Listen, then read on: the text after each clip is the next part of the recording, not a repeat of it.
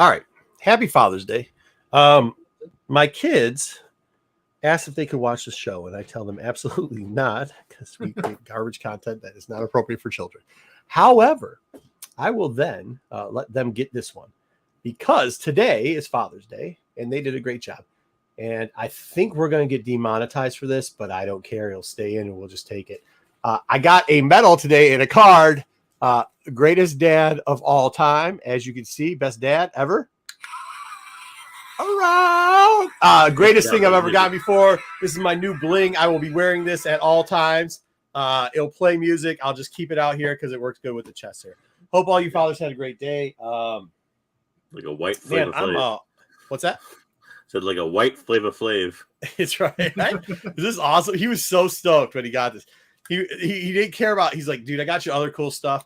He's like, but the card, just rock star. Don't open it first. Open it last. Open your presents. Whatever. Explain it to you. Did this. This was probably the greatest thing ever. I know the guy next to me probably didn't get anything because they don't believe in a lot of things, but we're not going to talk about that because kids are going to watch this for a second. So we're not going to say that. And Marco, this is the best dad ever right here. Django That Fett. is not. That guy lost his head. Yo, he lost his head, but he created a whole army and Boba Fett. So don't worry about it. My kids don't care about that. They care about this right here. All right. Well, thank you, kids. All right. Now, turn off the YouTubes. Let's say hi to the people in the chat. Wayseeker, did you get anything? Yeah. What'd you get? Furry? I got. He didn't get anything. He's making stuff up now. I got Star Wars cookies, Oreos. Oh, nice. 2 bags. Which color? Was it red? I only opened the first one. The first one was red. We haven't opened the other one. So. I think right now they're distributing them all as red. So I think like the next wave is going to be all blue. I think that's. I haven't even seen them yet. You haven't gone to the store yet. Bags to normal, so they're everywhere. Well, no, those are specialty bags. So yeah, I opened 2. They're red, and I grabbed them from different parts of it. And then somebody else bought 2 different, all red. Okay. They don't stick together either. That's the one disappointing thing. The cookie, the top of the cookie falls off. Where they put the red icing. That's not fun. You're supposed to do No, that actually, it's red and white icing, and the white icing keeps it together, which has a crunchy part. On top, you've got some defective Oreos. I don't know what's going on in Colorado. The red and the red doesn't stick. The white sticks to the one bootleg, side. Bootleg, Colorado. Hey, we're saying hi to the chat, Wayseeker. Just because you got some bootleg Oreos. No, just because you got some bootleg Oreos, we're not trying to hear it. Do you even know how Oreos spells? You probably got some bootleg stuff. They're probably Boreals. We're not going to get into that. That goes generic brand. Yeah, some generic brand now. Crap. Have a great show, chaps. Look forward to catching you on the replay. Thank you very much. You're doing a grand job, especially on reviewing the Acolyte. Thank you. Great to have some honest opinions rather than just clickbait. Hey, thumbs up and cheers. All right. Hey, it's always good. Now remember, she does have a little bias of opinion. She helps us out with some content too, but we do appreciate it. Make sure you're checking her out, following her. We were just talking about how some of the picks she does. She does a lot of nature stuff. It's really cool. So watch them, follow them. They're cool.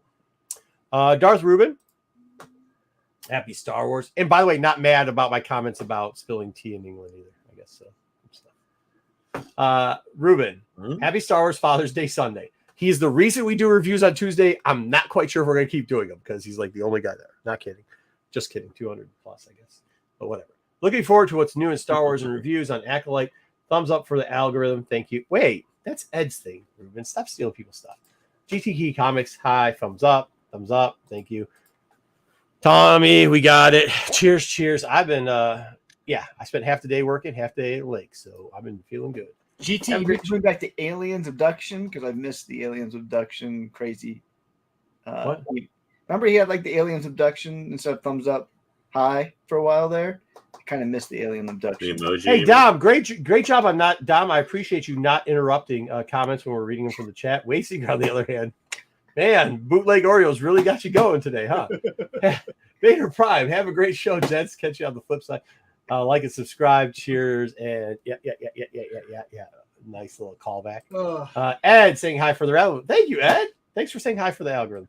Mr. Appleman. Hi, everyone. Let's get some Star Wars news, comics, rumors, Acolyte, novel, toys.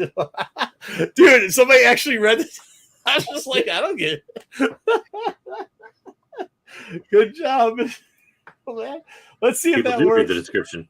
I don't even that was actually the title. That was the title. Just like that, whatever. Spelled it wrong every time. I just didn't even care. I was like, hey, I gotta get back outside. Did you spell it wrong in the title again? Maybe. Yeah, probably. Yeah, probably. There's like commas in places there should be. I was out the door, dude. Why don't you guys do some heavy lifting? Then I won't have to. All Acolyte needs now is a blue snaggletooth bear to, plunge the ratings. I agree. That would probably kill it. Wookie, happy Father's Day, Darksiders. Thank you very much. Do you sell? Happy Father's Day to Team Sith because the Jedi have no attachments. Literally, apparently they don't. We'll talk about the novel. We might disagree. Oh my God.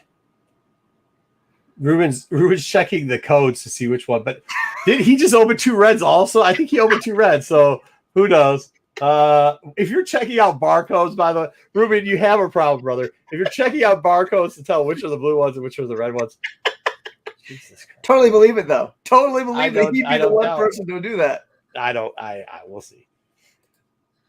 Now the fandom is down 85%. Ooh.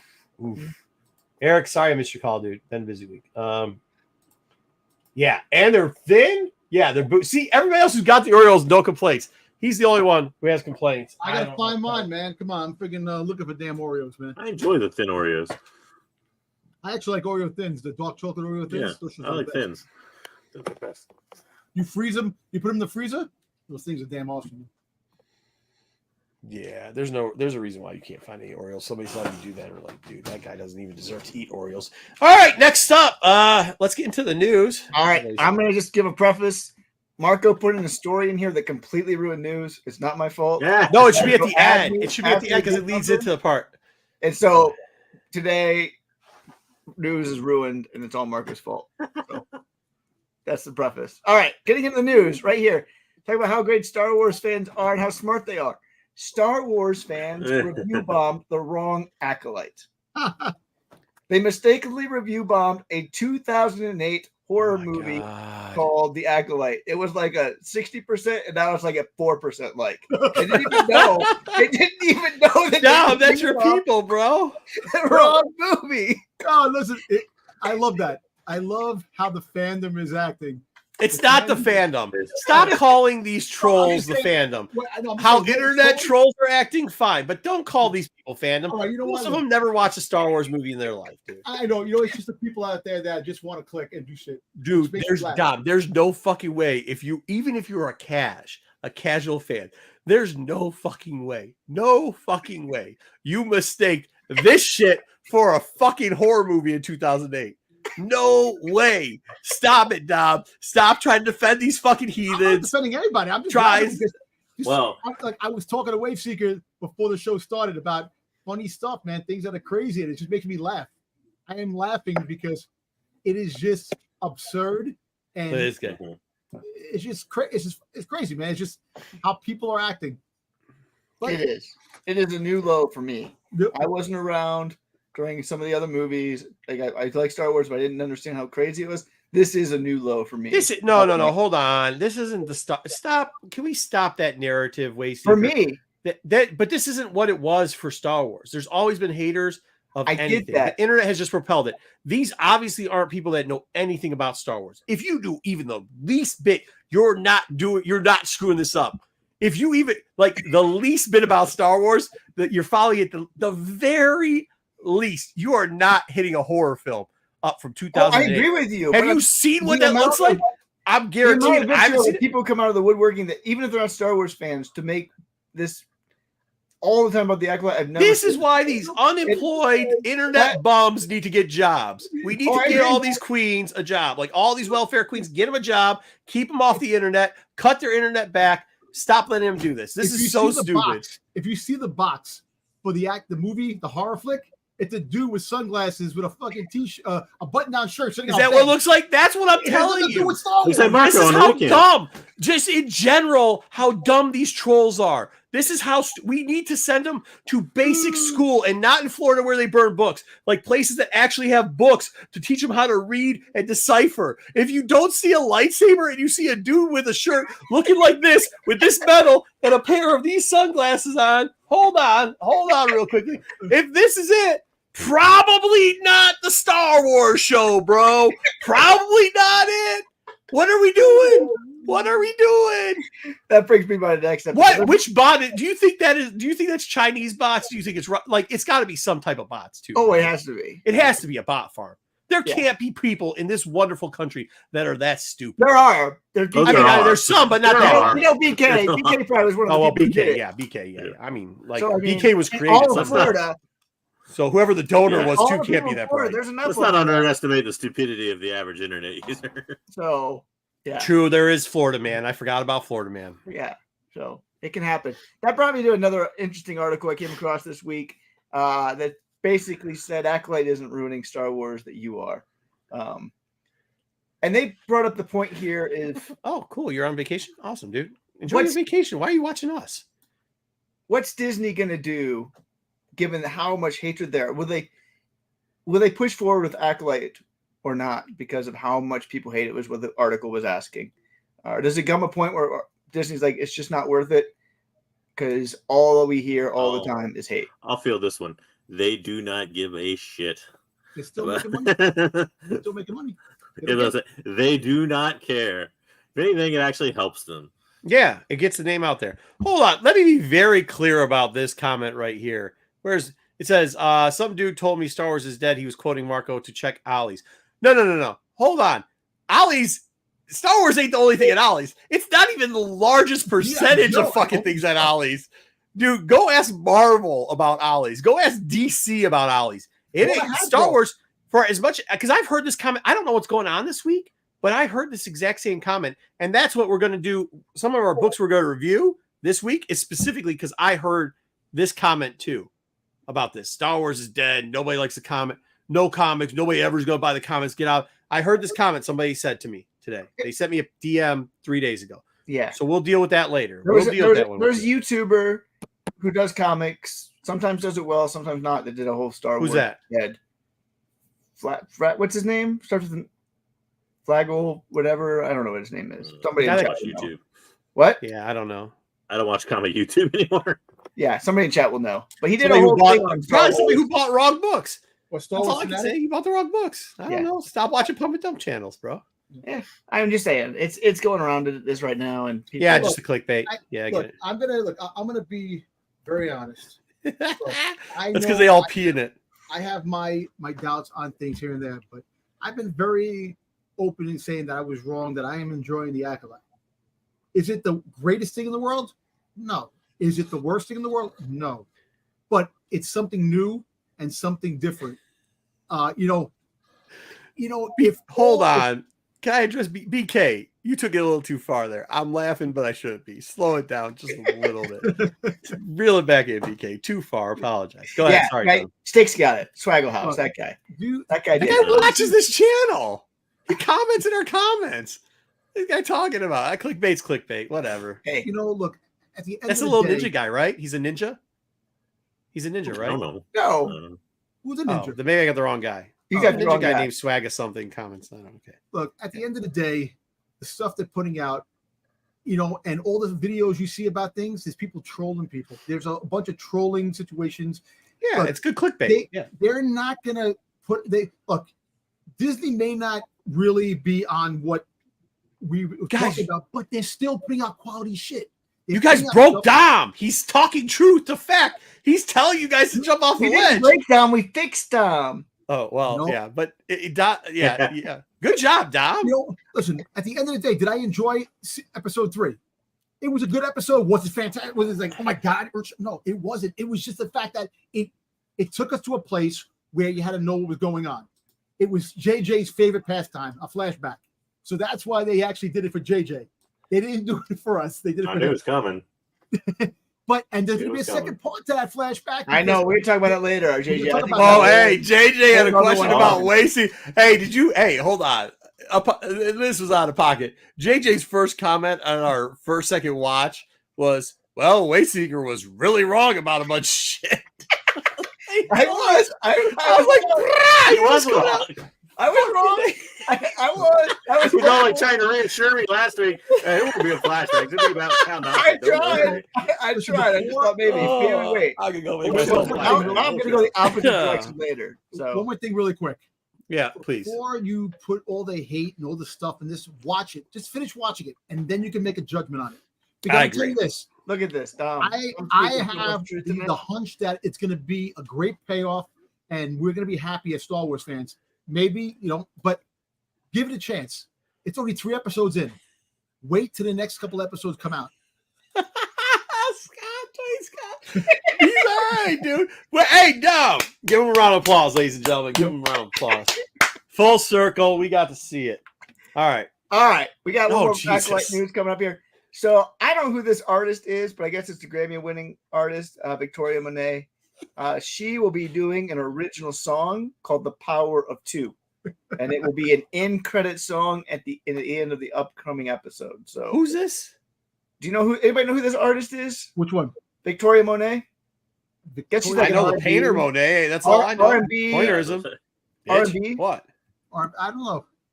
I'm not sure. Maybe I'm my pretty wife. sure she's an R&B singer. So we're gonna get R&B Star Wars song in the Acolyte. So it's got to be better than that bullshit Channing musicals bullshit they did last week. Listen, Power of One. It's a cult. What do you expect? It's all bad. I expect. Hey, I'll tell you this much: if I was a Jedi and a musical breaks out, I'm just cutting heads off. As long as it's not like when they get like a famous artist to do like a James Bond theme or something. Those always turn out poorly. I know who Janelle is. Yeah, I know who Victoria is. She is a R&B singer according to the interwebs. Singer-songwriter. She's different. She's different than what? That's a different artist. Janelle Monáe was with like Fun, did a bunch of other songs. Okay. I was speaking to different people. Marco has no idea what I'm talking about. As far as I'm not even trying to follow it. I'm just loving the chat. Hey, Eric, I'm going to tell you this: the writing. You think the writing's horrible? I think it's done on purpose. I think there's stuff. The writing is not horrible. The writing is so good. Who thinks it's horrible? I'm telling you, he's saying the writing. I'm telling you, it's done on purpose. This is throwing everybody. The writing is good. I would agree with you. The acting at some parts is subpart. We can get that later. But the writing is good. It's done for a reason. When they're hiding something, they're hiding something.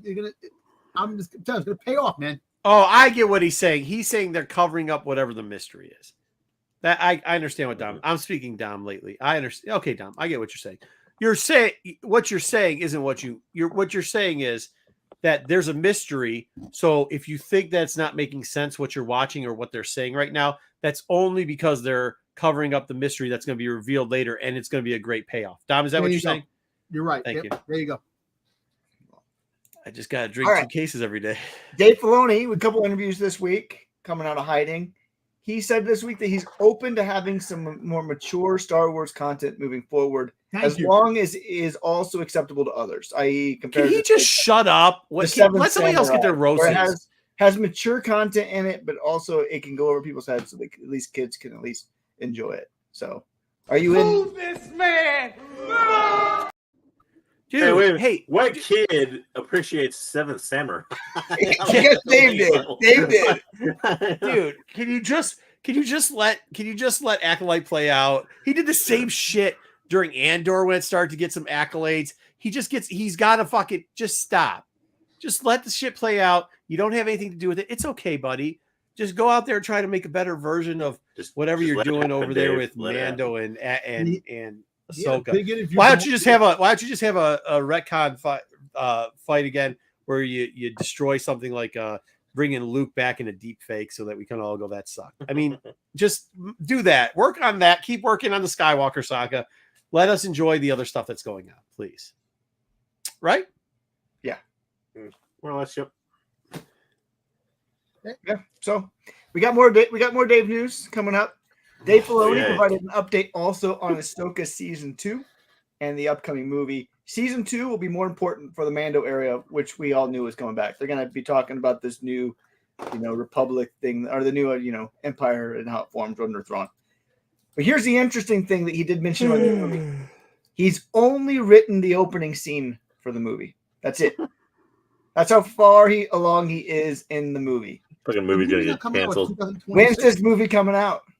2026. No, 27, 28, baby. No, I think he's only written one scene.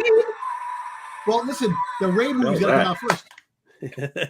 He's messed around. I'm ignoring this drudge and just playing the best around song because this guy's terrible. Shut up.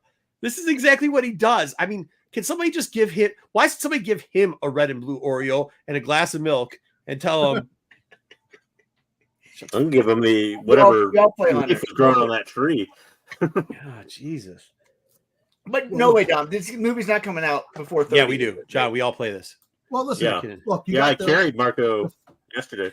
Is that what you call it? Coming out? Oh yeah. Movie coming out in next year or 2 years? What? The that phony friggin' Fabro. The Fabro movie's coming out, what, 20? Yeah, whatever it was. 2026, right? Yeah. Then the Ray movie. But that's what he's saying. 2028. For being only 2 years along, this is Dom. Not That's what I'm good. telling you. You better You better not pencil those dates in. yeah. Because you got 2 years left. You have zero production going off. You literally have got one sentence written. Dom, you have more written down of your Star Wars movie than this dude does. You're closer to fulfilling your Star Wars movie than this dude is. And Celebration was a year and a half ago. Yeah. And the new one, Celebration, is coming up next year. We're gonna find I'll out. be there.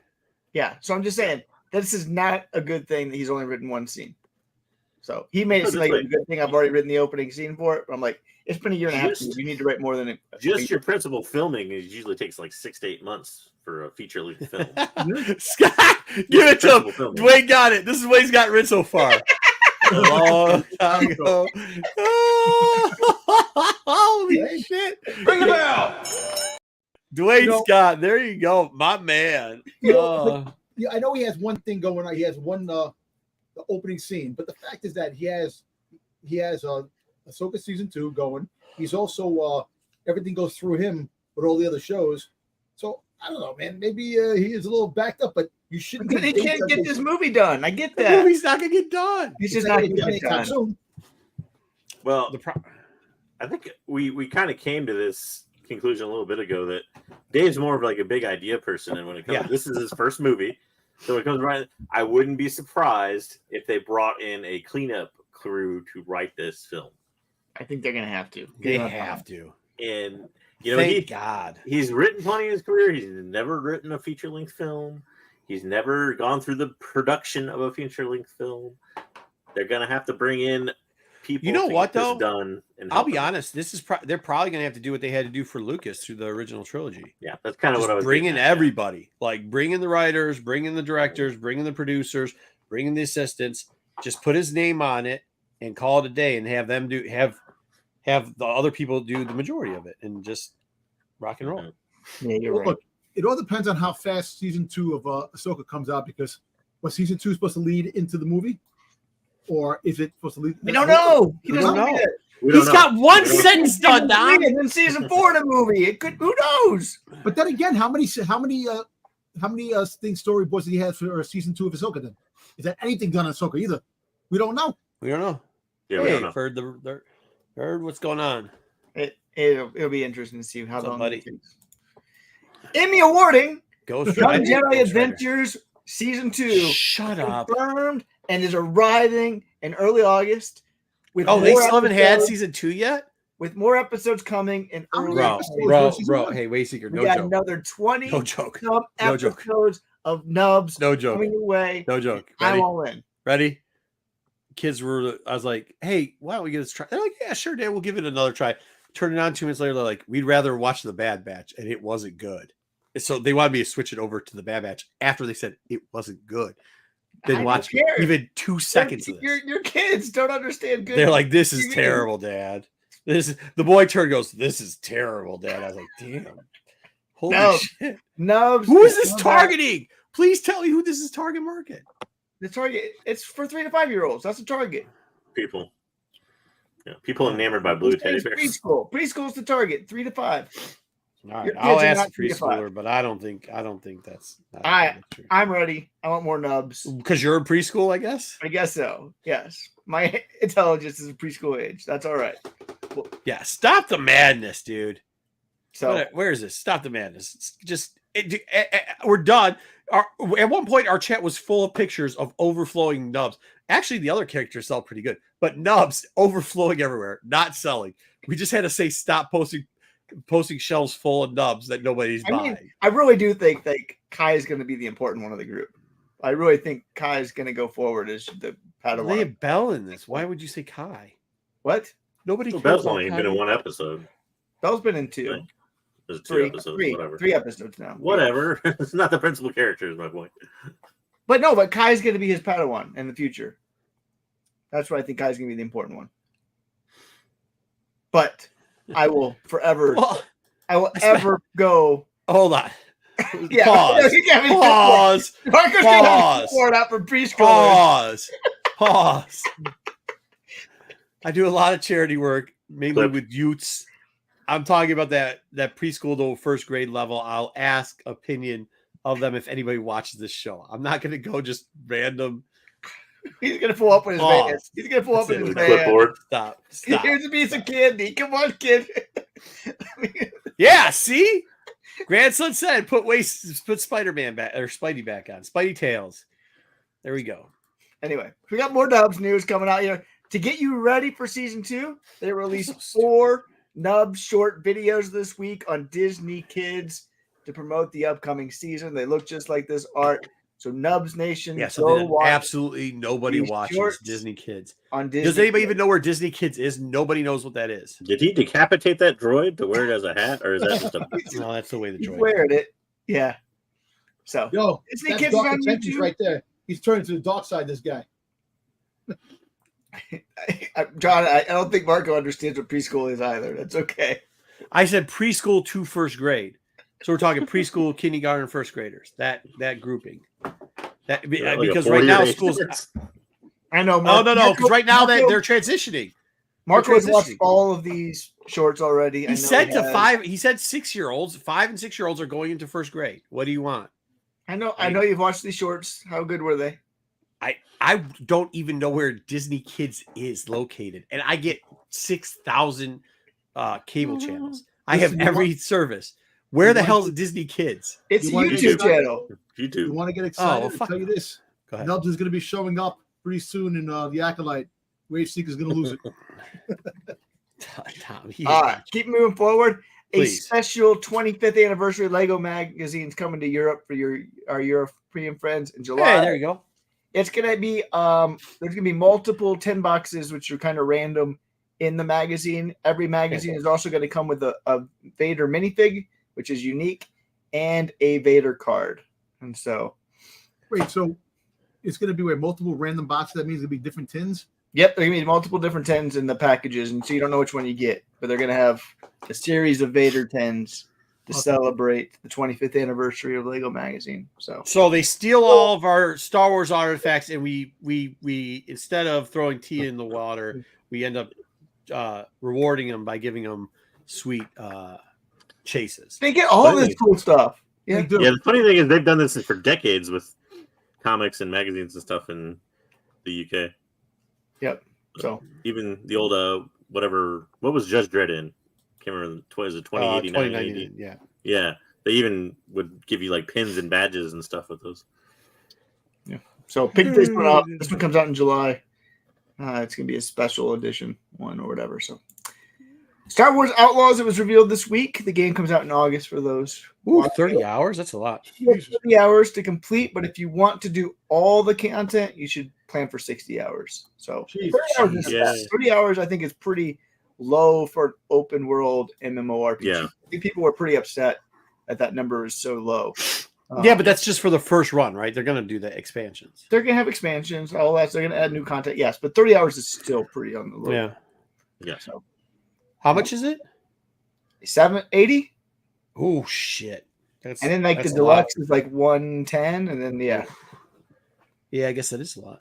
So 70, right? I think it's 70. When's it coming? Do we have an official date on this yet or no? August 30th. That close, huh? Yep. Right. So not too much longer. I'm looking forward to this one. I know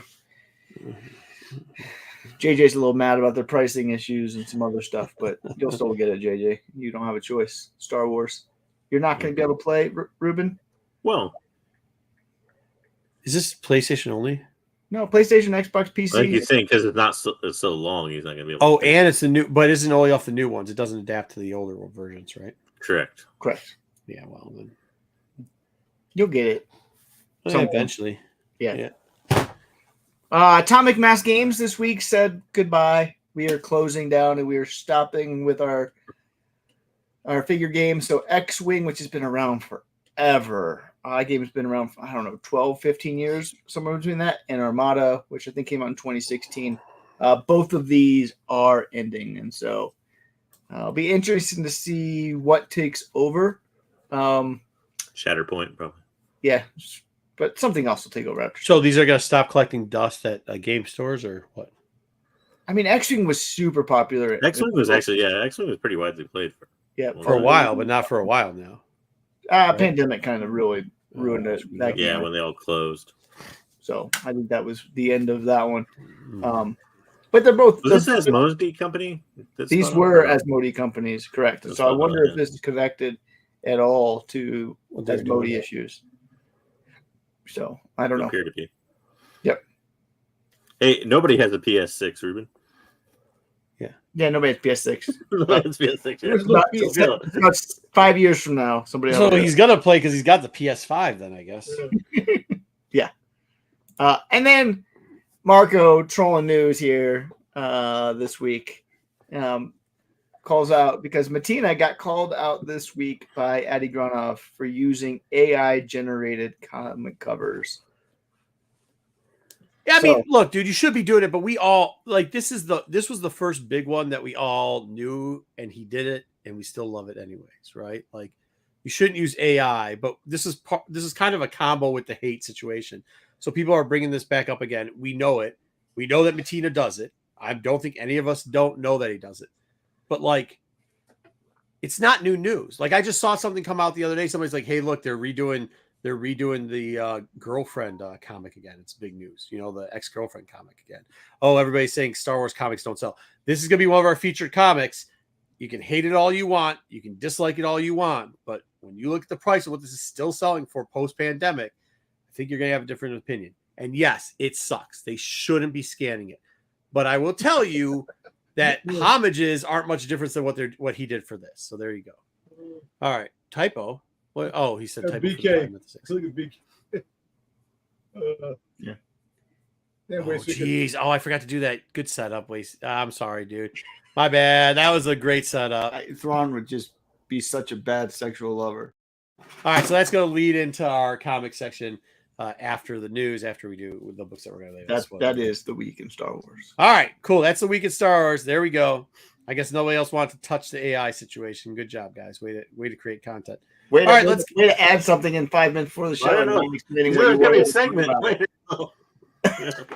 Hey, here we go. Good job. At least somebody does their work here. Not like Wayseeker, who just tries to told Dom and has done such a bad job.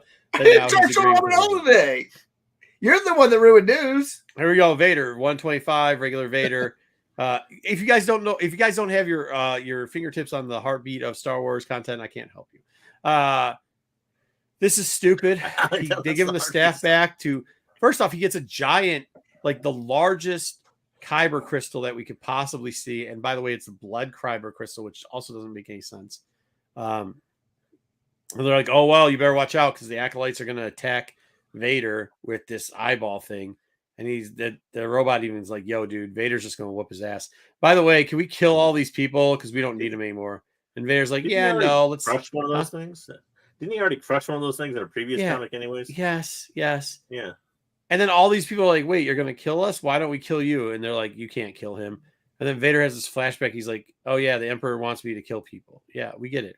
I just like how Zed is the most indestructible droid of all time. He's been killed so many times and he keeps coming back. And Vader's supposed to hate droids, yet he always hangs out with them. Yeah. Also doesn't make any sense. This part doesn't make sense either. Apparently, all Palp does is tell him 100 times, "You and your son will be taking over because there's only a power of 2," which, it kind of deteriorates from the movie, but that's whatever. So then Vader decides that he's going to use his lightsaber to knock chunks off. None of this shit made sense. This is a garbage book, dude. So he put that in a stupid ass staff. The stupid ass staff kills everything. The acolytes are like, "We're gonna get you." Luke says something, and they're like, "Shit." Padme now finds Luke. This is the dumbest shit I've ever heard. You heard what I said. Padme, or not Padme, Sabe, or whatever her damn name is. Sabe. His mom's knockoff finds him. Yeah, that's what I really want to read a comic about that. Good night. So she didn't die. So she got when the Jedi stopped raining, she didn't die. She should have died. Well, we knew that she didn't die because she came back in the free comic book. Yeah. But stupid. They're just because nobody dies. Yeah, stupid. Jango Fett next week. Jango Fett's actually pretty good. Yeah, this is the end. Yeah. FOC. This who? First off, I saw some of the art in the Star Wars. It's fucking terrible. But dude, look at that 125. You love it. You're gonna buy it. I'm gonna try. I like the 125. Yeah, that is. That's what I'm saying. I think it makes no sense. Peter Cushing. No, I think that's what I'm saying. It makes no sense, though. I agree. It sucks that it's in this series. It sucks. It makes no sense. But it's like, why the fuck? This what is this? 48? When was the last one? The last 125 that anybody gave a shit about was what?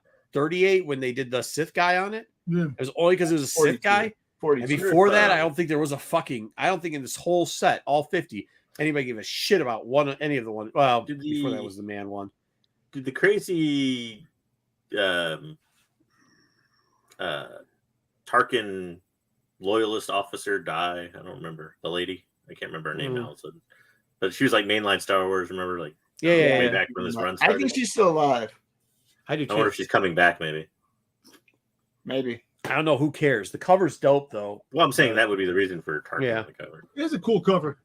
It's one of the better covers that you haven't seen in a while. So yeah, but that sucks too because you waited this long to give us a cool ass cover, and this book sucks. What the hell's the action figure? Oh, it's the guy, the racer, and the pod racer. Oh, it's the Bulba. Yeah, everybody wants the Bulba. Just maybe the dumbest thing you said today. You said a lot of dumb. All right, that's it. All right, let's move. So let's move down to get into the segment because I put this way out of order. We'll hit cards after it. Did you know how? Do you ever learn how to create content? Shit, I did this while drinking. Throw out number one for everybody that says that nobody loves Star Wars comics. It's all trash. Nobody likes Star Wars. It's all garbage. Yeah, well, here's some garbage for you. And nobody likes AI. Throw on number one. It's an AI comic. Bettina definitely just scanned the first Thrawn novel and touched it up a little bit, made it a little bit bigger, and put it on the 1 in 50. This 1 in 50 at one time, pre-pandemic, 2019 was probably selling for the $200 to $300 range in a 9.8. It did spike to over 4,000, but it has just recently this month sold for $1,500 and $1,599, which is still extremely strong prices for the 9.8. The last two raw copies, because remember, every time we look at this book, there's like never a raw copy selling. There's usually 1 9.8 in a 60-day span. This is in less than a 30-day span. We had 2 9.8 sell. We also had 2 raws sell. I will tell you this though, the raws had issues, but they still sold for $549.99. And $586 with 19 bids. It was it says very rare, no reserve, but the book on the bottom did have some chipping on it, a little bit of color break, not much. Definitely wasn't a 9.8. The one on top sure said it was near mint plus, but it had ink run across the number, like the number 1. You couldn't even tell there was a 1 there because it rubbed off pretty much. And then it had rub going all the way down through the incentive and everything like that. Good old You could tell they pressed it. I mean, good for the person that sold it. They took pictures, so they weren't lying to the person. I mean, whatever their grade was what they thought. They were, but they kind of were.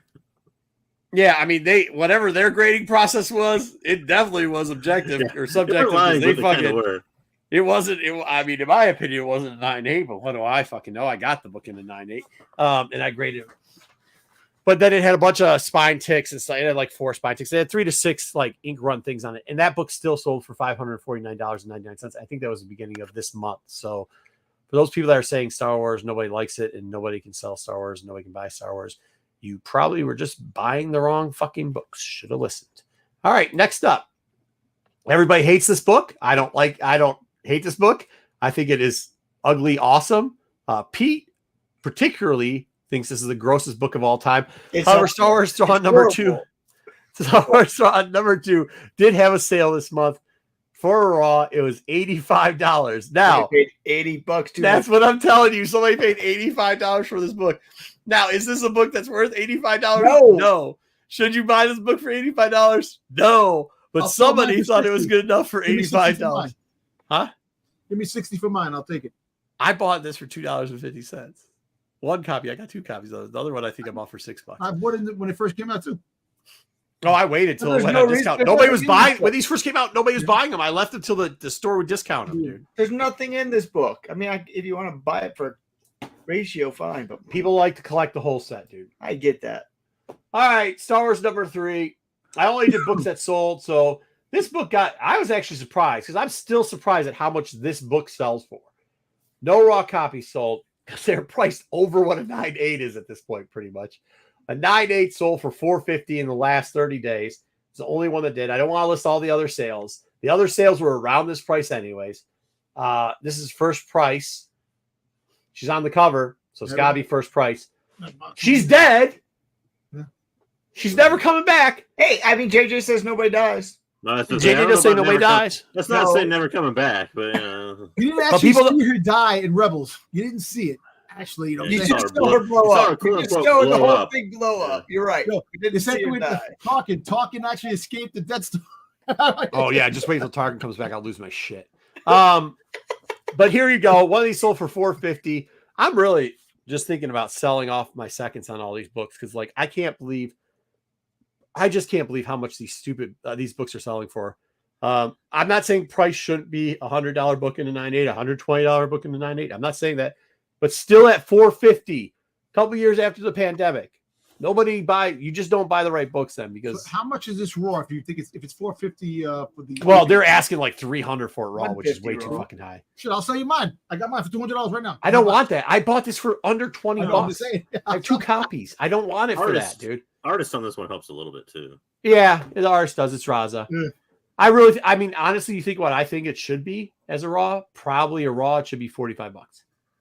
I think the 9.8 should be $120, $130. That's what I think. But $210 at the most on a good day. Not $450, bro, for a 9.8. That's ridiculous. It's a Raza, man. Raza. Speaking of ridiculous, you don't have to change the price on this one. 4. You're like, I don't want to no 4. Oh, well, no, 4. There was no 4 sales in the last 30 days. Okay. I'm only doing sales. Well, Star Wars doesn't sell. There's no Star Wars fans. I didn't want to go out a whole fucking quarter because then we'd have tons of these fucking books selling for ridiculous ass prices. I just want to get here. Nobody likes AI. Nobody likes Star Wars. Okay, then here we go. Thank you for watching. Book number fucking 3 that you probably passed on and you should have bought a couple copies when they were selling for $10 and chose not to because you watched pump and dump videos instead of people who actually knew what they're talking about. Star Wars Thrawn, variant number 5. Yes, I did this right after coming off the boat, so here's your commentary. 9.8 also sold this month for $4.50. Last raw sold for $130. Why? Albuquerque. People like Albuquerque. It is a Kirky. It's a Kirky. But That's why? That's a all. good one. Rarity, but yeah. It's not even that rare. It's not that good either. I mean, it's no more rare than like 4. It's no more rare than a Raza. And last one. One goes for a grip too, but yeah. Yeah. Last one. Probably another book that we had been talking on this show forever that you should have bought even during the pandemic when it was cheap. And it's still not cheap, even though it's down from its height, $150. One just sold this month, 9.8 CGC, of course, by the way. I'm not trying to bullshit you, put CBCS prices up there, or PGX, or EGX, or PXX, or whatever else, but CGC, 9.8, sold for $300. And by the way, this book still in the pandemic was cheap as shit in a 9.8. This is like the last one that was like a sub 100. That the Call and this were like the cheapest books. They were sub 100s and 9.8s for the longest time. Yeah, PCP, you got me. You heard what I said. Whatever you want to grade it. PCP on it. PCP, CPP, whatever you want to grade on it. But this actually still at this, I think, is probably the only book. The Pierce, I could get the price book. I guess if you want to, I still think that's a little bit overpriced for what it is. The Raza is probably low price. The Mateen is what it is, man. I mean, it's just not going to come down that much. It's never going to be a sub $1,200 book for the foreseeable future. This book, however, did have a huge high spike. I think it did get up into the 500s at one point, which I still think was a little bit too high for this book. It's the last book in the run. It's number 6, and it's got some characters in there who still have a probability of showing up down the road. But I don't know. Nobody cares about Star Wars, so this book's only selling for $300 in the 9.8 this month. Nobody cares. There you go. Those are your books to look for. Apparently, you can get them cheap, but I don't know where. Next up, do we want to cover toys? Do you want to do cards, or do you want to get into acolytes? Huh? It's not. Do the toys quick. Sure. No ollies in there? Okay, toys. Go ahead. Gotta fix myself another drink, Wayseeker. All right, so coming soon. Well, it's actually up on Amazon right now. You got the bronze Darth Vader, which is up for pre-order right now. Got a different thing. He's got a different thing going on right there, you know? No cupping. So I know. Actually, I kind of like this Vader. Look, he has no hands. The hand is cut off too. Yeah, no hand on one side. That's pretty cool. I actually like it, but I will not buy it. Don't care. So this is one of the reveals for the San Diego. Not again. Another Vader. So we have a second Vader that's coming. So I really wish these were Boba Fett's so I can enjoy and have fun. But they keep coming out with Vaders. You know. Sorry, no. Can't be Boba Fett every year. I know. Well, we'll see what happens. We don't know. This is actually the shared exclusive. Don't know where it's shared, where it's going to be shared. So most likely, probably SDCC. It's SDCC, but this is going to be the share. This is the share. They didn't show the sticker yet, so that's the shared sticker. So maybe this might be a Hot Topic or GameStop or something like that. One of those. Who knows? We'll see. All right, so we had a couple of Black Series figures. So this is the Shinhati, which with the soft goods. The other one was made with rubber crap. I love the soft good figures. I forgot where this is going to be dropping, but I might drop this in my collection if I come across it. We know you will. Yes, I do like Shinhati. I do. You do. I do. So guess what? More holographic. These are so bad. So we got May. We got we got Osha, and we got Osha. We got May, and we got Ezra. These are the next waves. I mean, but they're so small here, I can't look at it, but I thought that was a zombie for Ezra there. I know, it does. Yeah. But you know what makes you laugh? We just came out with a couple of figures for the Acolyte, and they're just friggin' doing so many that we're going to have a bunch of figures in alleys down the road, because I'll tell you what, when they come out in alleys, that's when I'll probably buy them. I'm not paying 20, 25, 30 bucks for figures that I don't really care about right now. I come across them for 10 bucks, $5 in alleys, I'll get them. Hasbro, part of my French. Go fuck yourself. There you go. Go next. So here's the Black Series figure of Osha. It looks pretty cool. I like the backpack. And she has what's the droid again? I forgot the droid's name. But, Pip. I like Pip. I like Pip. Pip is what was the droid in Quantum Leap? Yeah, right? Yeah. Yeah, so Ziggy was his name. Yes. So we have some more reissues. So Pokun and Cal Kestis, who didn't get them the first time around, so now the prices have dropped down for all the secondary market prices people had them up for. They're coming back. You can buy them on Entertainment Earth, Amazon, and Big Bad Toy Store, wherever you want to buy Black Series figures that you missed out on the first time around. The Platoon looks rough. These Platoon? Platoon, yeah. The Platoon looks rough. It's like they just draped some extra cloth they had left over on it. I know, right? It looks like they just cut it out with scissors. It is soft goods though, which is kind of cool. I like soft goods in the figures. I hate the plastic shit. All right, here we go. Here's an alley special right here. So these are dropping soon. These are going to be the Acolyte. There's no way people are going to buy it. People love that little girl in the middle. Yeah, I love how small the figure is too. It's terrible. It looks like a G. These look terrible. You know what? But you know what? The whole fact is that if you like the retro style figures, the old Kenner style, and you want to get them, wait till they drop in alleys. Yord's gonna sell out. Yord's not making it to alleys. I'm telling you. All the women are buying. Not Yord. Who's the girl that's like the one in the middle? Dude, what? Like this? This is what I'm telling you about alleys. They're setting themselves up to fail. Who the fuck is buying the mother? Nobody. I know. Who? Nobody's buying mom. You know, you might buy Osha. You buy Osha. You buy May. Definitely Soul, and Yor. Yord's selling out though. That's my prediction. This shit don't even look. And by the way, this doesn't even look like Soul. I thought that was the old lady that they killed at the first part. Like you're not doing you any favors. But they need to do a figure. Hasbro, You need to do a Yord figure where instead of a lightsaber, he has a steamer in his hand. That and no shirt on. Sell out. No shirt on. It's so the Wave quick. Shaker special. Yeah. Yeah, I mean, like this is a thing. I mean, Hasbro really they must have somebody there that they're like, hey, what's the stupidest thing we can do? Okay, let's go with that. Let's put the mother. Think about this. What Kenny used to do a long time ago. They used to make figures for every friggin' thing. The guy in the shitter, the ice cream maker guy. They used to make everything. So this is what they're trying to do. But nobody's buying. Isn't that the Emperor legs? They used the Emperor legs on that fucking woman, the mother. Fucking stupid. 35 points of articulation. Don't buy this. Don't buy it. It's retro. Great for Allies. $2. Don't buy it. So we're getting a vintage figure, fully posable OSHA figure. Yeah, vintage sucks also.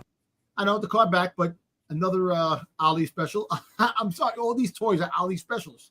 It's going to be, just wait. You'll be able to get all these figures you want when you get a chance. Oh, yeah, so Disney Store and Hasbro Pulse are coming out with a Rebel Fleet and Stormtrooper 2-pack.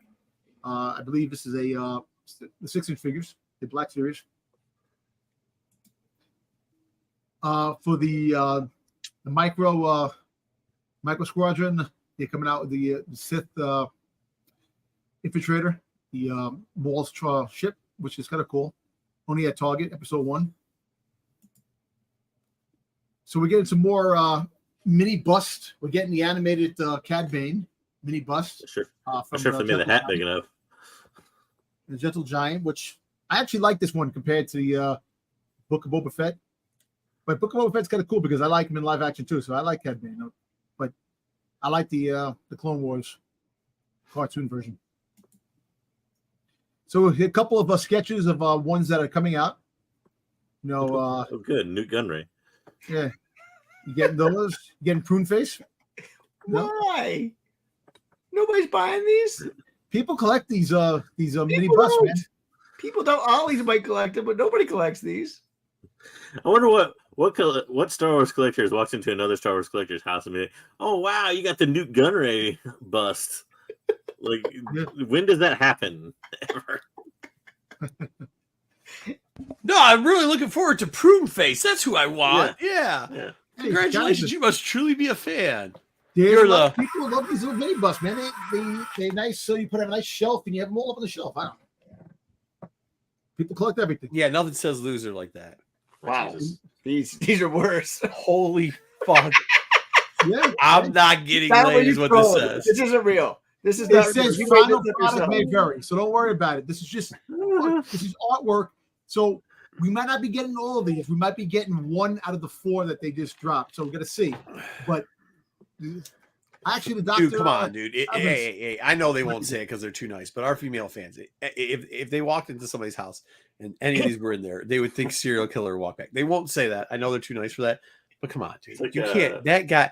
You can't. You can't. It's like 40-year-old version where they had to get all the action figures out of the house. I mean, but it might be a serial killer's house at this point. Like, that's what I'm thinking. Listen, who knows? Hey, listen, man. what? If you're a Star Wars collector, man, it's so much things. If you got Darth Maul all over the place, no. If you're a serial killer, it seems okay. Worshiper, if you have freaking all the Star Wars Darth Maul up, come on. I don't know. Let me say anything else. That's it. A quick toy. Wow, that was something. What's something? Don't worry. Check your Ollie's in the next couple of months. You'll be happy. All right, Acolyte time. Yeah, that'll review the novel, but we can talk about Acolyte or cards. Dom will fall asleep during the novel and the cards. That's why we can wake him back up, dude. There's a very important card that came out this week too. That's what I say. Like, this probably is not the week to hate on Star Wars. Like, unfortunately, the card's not that important, but it's. Yeah, but it's still something that people like asking for. This was not the week. Like, all the Star Wars hate, you heard everybody in the chat talk about it. This wasn't the week. Like, you should have caught us 4 weeks ago. You probably could have done better. You probably had a winner on that point. Oh, yeah. This is not the week for it. Y'all fucked up. You guys fucked up a review site with botting the wrong fucking site on the wrong Acolyte. You said something about Matina, which the books still kill it. Go check that against Heir to the Empire, which is selling for like $200 right now. You pulled the wrong book. Then, on top of all that, there's a card that came out this week that everybody's stoked about, and the card sucks, but people love it. And Acolyte wasn't as bad as people are making it out to be. So, like, not the week. Try a different week. Try some other week. All right, let's get into the Acolyte review. We cut some footage. This is another one. Ruby was making a big deal because they're twins and they don't look exactly alike. Because they're young. They're two different girls. No, who cares? I'm I know. I'm saying people are talking about this, which makes me laugh. No. They're two young, different girls that are playing the scene of the same girl. When she got older, she's playing herself because they had to find. She wasn't going to play herself. Here's the deal. Here's the actual deal. You can't have an underage kid play themselves that much because there's worker law rights even in acting. Okay, so there you go. So you got two twins that look kind of like the main actress, and you put them in there. How about that one? How about who gives fucks? 0 here. I actually have one thing I got to say really quick about this scene. Who gives kids spiced cupcakes? Please tell me. Yeah. It's a horrible name. It's a cult. Did you? Yeah, Jamestown gave them fucking Kool-Aid with poison in them, bro. I know. What are you Come on. Do you not understand how it works, man? How many spice creams are you gonna eat? Yeah, remember that's how cults work. Maybe that's why they were showing the witch's cult as bad because remember when Obi-Wan was like, "I don't want the death sticks." And dude, you know what the funny? This is another one they didn't get on. They tried to do the thing about the Immaculate Conception. And then they're like, wait, this has happened before. Didn't know shit about Star Wars. Holy shit, there's like a list of times it's happened before. They can't do that. So they go, oh, you know what? The twins don't look enough like twins. What the fuck are you talking about? First they wanted to talk about seeing fire in space, that fire in space doesn't exist. Meanwhile, in Star Wars, there's been fire all the time. All over the place. Please. Stop it. Just stop it, please. Nobody cares. Nobody cares. All right, I thought the kids did a good job, by the way. I thought they did a really good job. And the mother's creepy as shit. Mother was great. Actually, I really she did the best job. Was. Jada was I don't want to say Jada Pinkett because that's not her. It's Jodie Turner-Smith. Yeah. Oh, that's who it is. She did a great job, man. She did a great fantastic job. Yep, fantastic. Listen, dark negativity. They're kids. You have to give them a little grading curve. You can't shit on kids. I said just they're can't not do bad. it. Don't. I caught that. I hope they don't clip it. Don't do it. Don't do it. Don't shit on little kids. We don't even know how these children were created. So, like, we got a lot more of that mystery to unravel. So I don't think we need to unravel anything else with that. Just like you don't need to know anything about Shmi. You don't want that all unraveled. No, you don't want this will get unraveled still. You don't want to unravel any of that. Back for another point of view because I know that one point of view scene, second point of view is going to be seen. Which did you notice on the title? What was different about the title of this episode compared to the episode titles 1 and 2? Anybody notice? What'd you say? Did anybody notice what was different about the title of this episode compared to the titles of episodes? Spit it out. I said, what is it? Spit it out, Junior. It was one word, not two. All the other ones had two titles because it was one. We're reading that much into it. No, because it was both characters. This was one title. You know what also had one word? The director only had one name. But they're hyphen. The ones were hyphen because it was like one person was one side, one was the other. This one had just one title because it was a flashback from one person's character. Yes. So we're gonna see. So you're saying this was only Osha's point of view? This was only Osha's point of view. Yeah. I think we're gonna have a whole nother flashback, JJ. Shit, JJ! Hey, JJ's gonna set this on fire if we get one more. You think you got time to recap? I think we got time for it. I think they're making time for it. Hey, it's gonna be a whole nother episode of flashback. Fight with Kanaka. They got to see that scene that they didn't show yet, and how he got the scar on his eye. You got to see that. I don't understand what he stopped saying, but I think there's going to be a whole other episode flashback. Yeah, I didn't catch that one. JJ, he wants to know why there's a scar on the Wookiee's eye. Yeah, no, because he got a scar because he fought. Oh, there was a scar on what's his face too? Tobin's eye. Tobin, yeah. Because he's fighting. There's a scene. Yeah, you're going to see him fight Kanaka because they didn't show that scene. It's in the coming attractions. You'll see it. That scene's going to be the second part of this flashback down the road. I'm telling you, the first thing you need to do this week when you watch the episode, look at the title, see if it's one word or two. If it's one word, look at the title. We can see what we can see right now. They don't have the title up yet. If it's one word, it's going to be a flashback episode for May. That's what I believe. This week? I don't know if they're going to do it. They're going to do it They're going to do a flashback episode from May's perspective. They can't do that. They can't go back. They'll do it this week. They can't do it this week. Well, you watch to see if it's a one word or two word title. That's what I'm telling you. Why don't we go through the slides that I made? We don't waste them. What they should do is the Hey, Waysinger, the guy that tells us we never go through his news slides, already shitting on JJ slides. listen. So the fourth episode, the third. Hold episode, on, go through the slides. There we go. This is the part I hated. You don't like the? No, I thought I'm like of Marco. I thought they were gonna break out into like a chant song. Yeah, or this is something. the shit that I thought was This stupid. was corny as fuck. The power of Yeah. many. It's a cult. That's how it always works. There's never anything. What do you expect? Come on, it's No, like this is too musical, dude. No. No, it was But pretty whatever. corny. I'm not killing the show because of it, but it kind of It's a sucked. wish. You know? It was overdone. Like it was like they were like, you know, Ridley Scott directing like Troy or something. Let's Well, play listen, like the I opposite like the Zebrak. music again. I like the Zebrak mother because she looked like she was evil, which there could be something with that. I like that. Yeah. No. I mean, besides she's a psychopath. Like, I like how we, they I all like how we are. get all through the end of In the a episode. cult. And Dom's like, yeah, like we're talking like it's the end of the. So anyway, this scene bad. Now we can go to the next one. See, that's how it works. Okay. Yeah, we got this too, which Jedi is show. a This trailer. was weird. I mean, this This pretty was much a weird finished scene. I thought. I don't know. Yeah. So what happened? thought So they did the a witches weird could somehow job of- possess.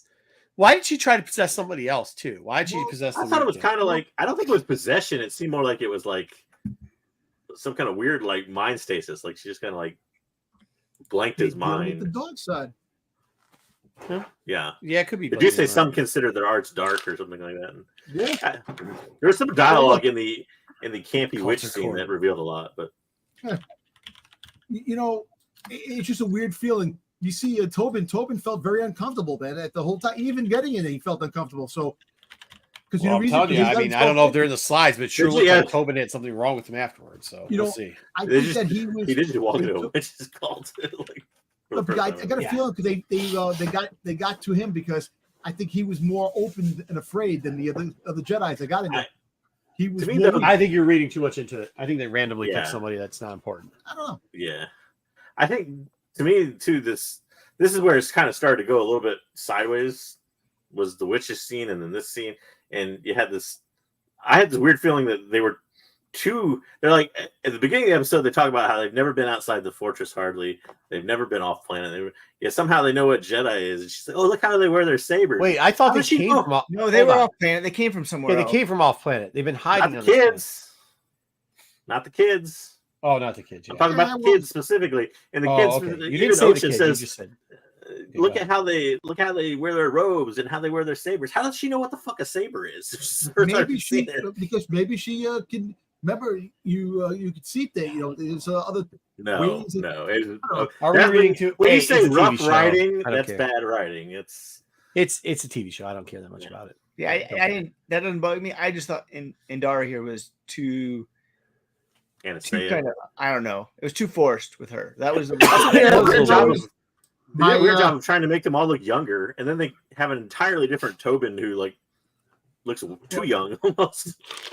All I know is the Sith is. I standing agree. right Yeah, there. the Tobin aged like 100 years, and Something happened. It's When what happened to him. 16 years ago. It's all the guilt. Yeah, listen, and all I Carrie know Ann is- Moss Yeah, but the is exactly kids didn't like she age did enough. 16 years. the twins didn't age enough.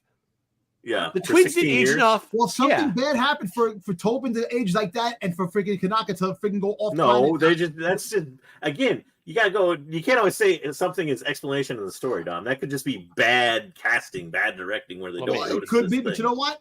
You got the Sith Lord right there behind, standing right there. Soul. There's your Sith Lord right there. Soul's not the Sith. Soul, they did a bad job too. Like, I like, thought I give him Soul- some more I floppy like hair. Soul. Yeah, probably his fisticuffs would have been nice.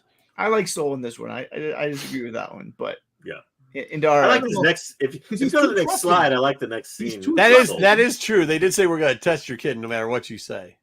But I think that's to me, this is what helped you connect with Soul's character, or at least advanced his character. Because other than this, the Jedi had no character advancement in the show, other than this scene right here. Right. Well, which this is shows Soul. that there's the link. Yeah, this was something Yeah, that people said yeah. it wasn't happening, but it did. Mm-hmm. So Actually, I like believe- this scene. Actually, I believe there was a point that somebody said, if they don't explain why there's the connection between the two and they don't show it, then it's bad writing. So they've showed it. So, I mean, there's a little I bit do of Let's see. I did find it interesting that like we don't know. So they have the They witches put them in marks disco on them. tops. Also, there's the oddness of giving a highly deadly light sword to a child. Yeah, no, yeah, absolutely. What if he Stupid. accidentally hits that button, goes right through his face? Who's the father? They can't. The Jedi There's can't know how they were created. Well, to me, the most interesting thing about this interaction too was, so we don't really know what that symbol or anything was, but there's the part where Osha comes forward. And he starts talking. He's very comfortable with Osha. He's giving her the lightsaber, talking to her, everything. And then he's like, where's your sister at? And they bring, or May comes forward, and he instantly sees the mark, and he looks like he's horrified somehow and she's like, she didn't have that mark earlier.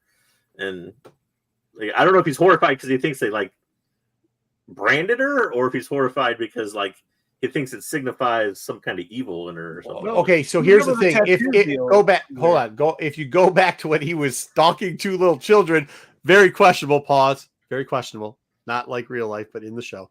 But if you go back to that scene, they were talking about this event occurring, and he was there over listening to it. So he knows that there's going to be some type of celebration going on. He knows that there's going to be some type of.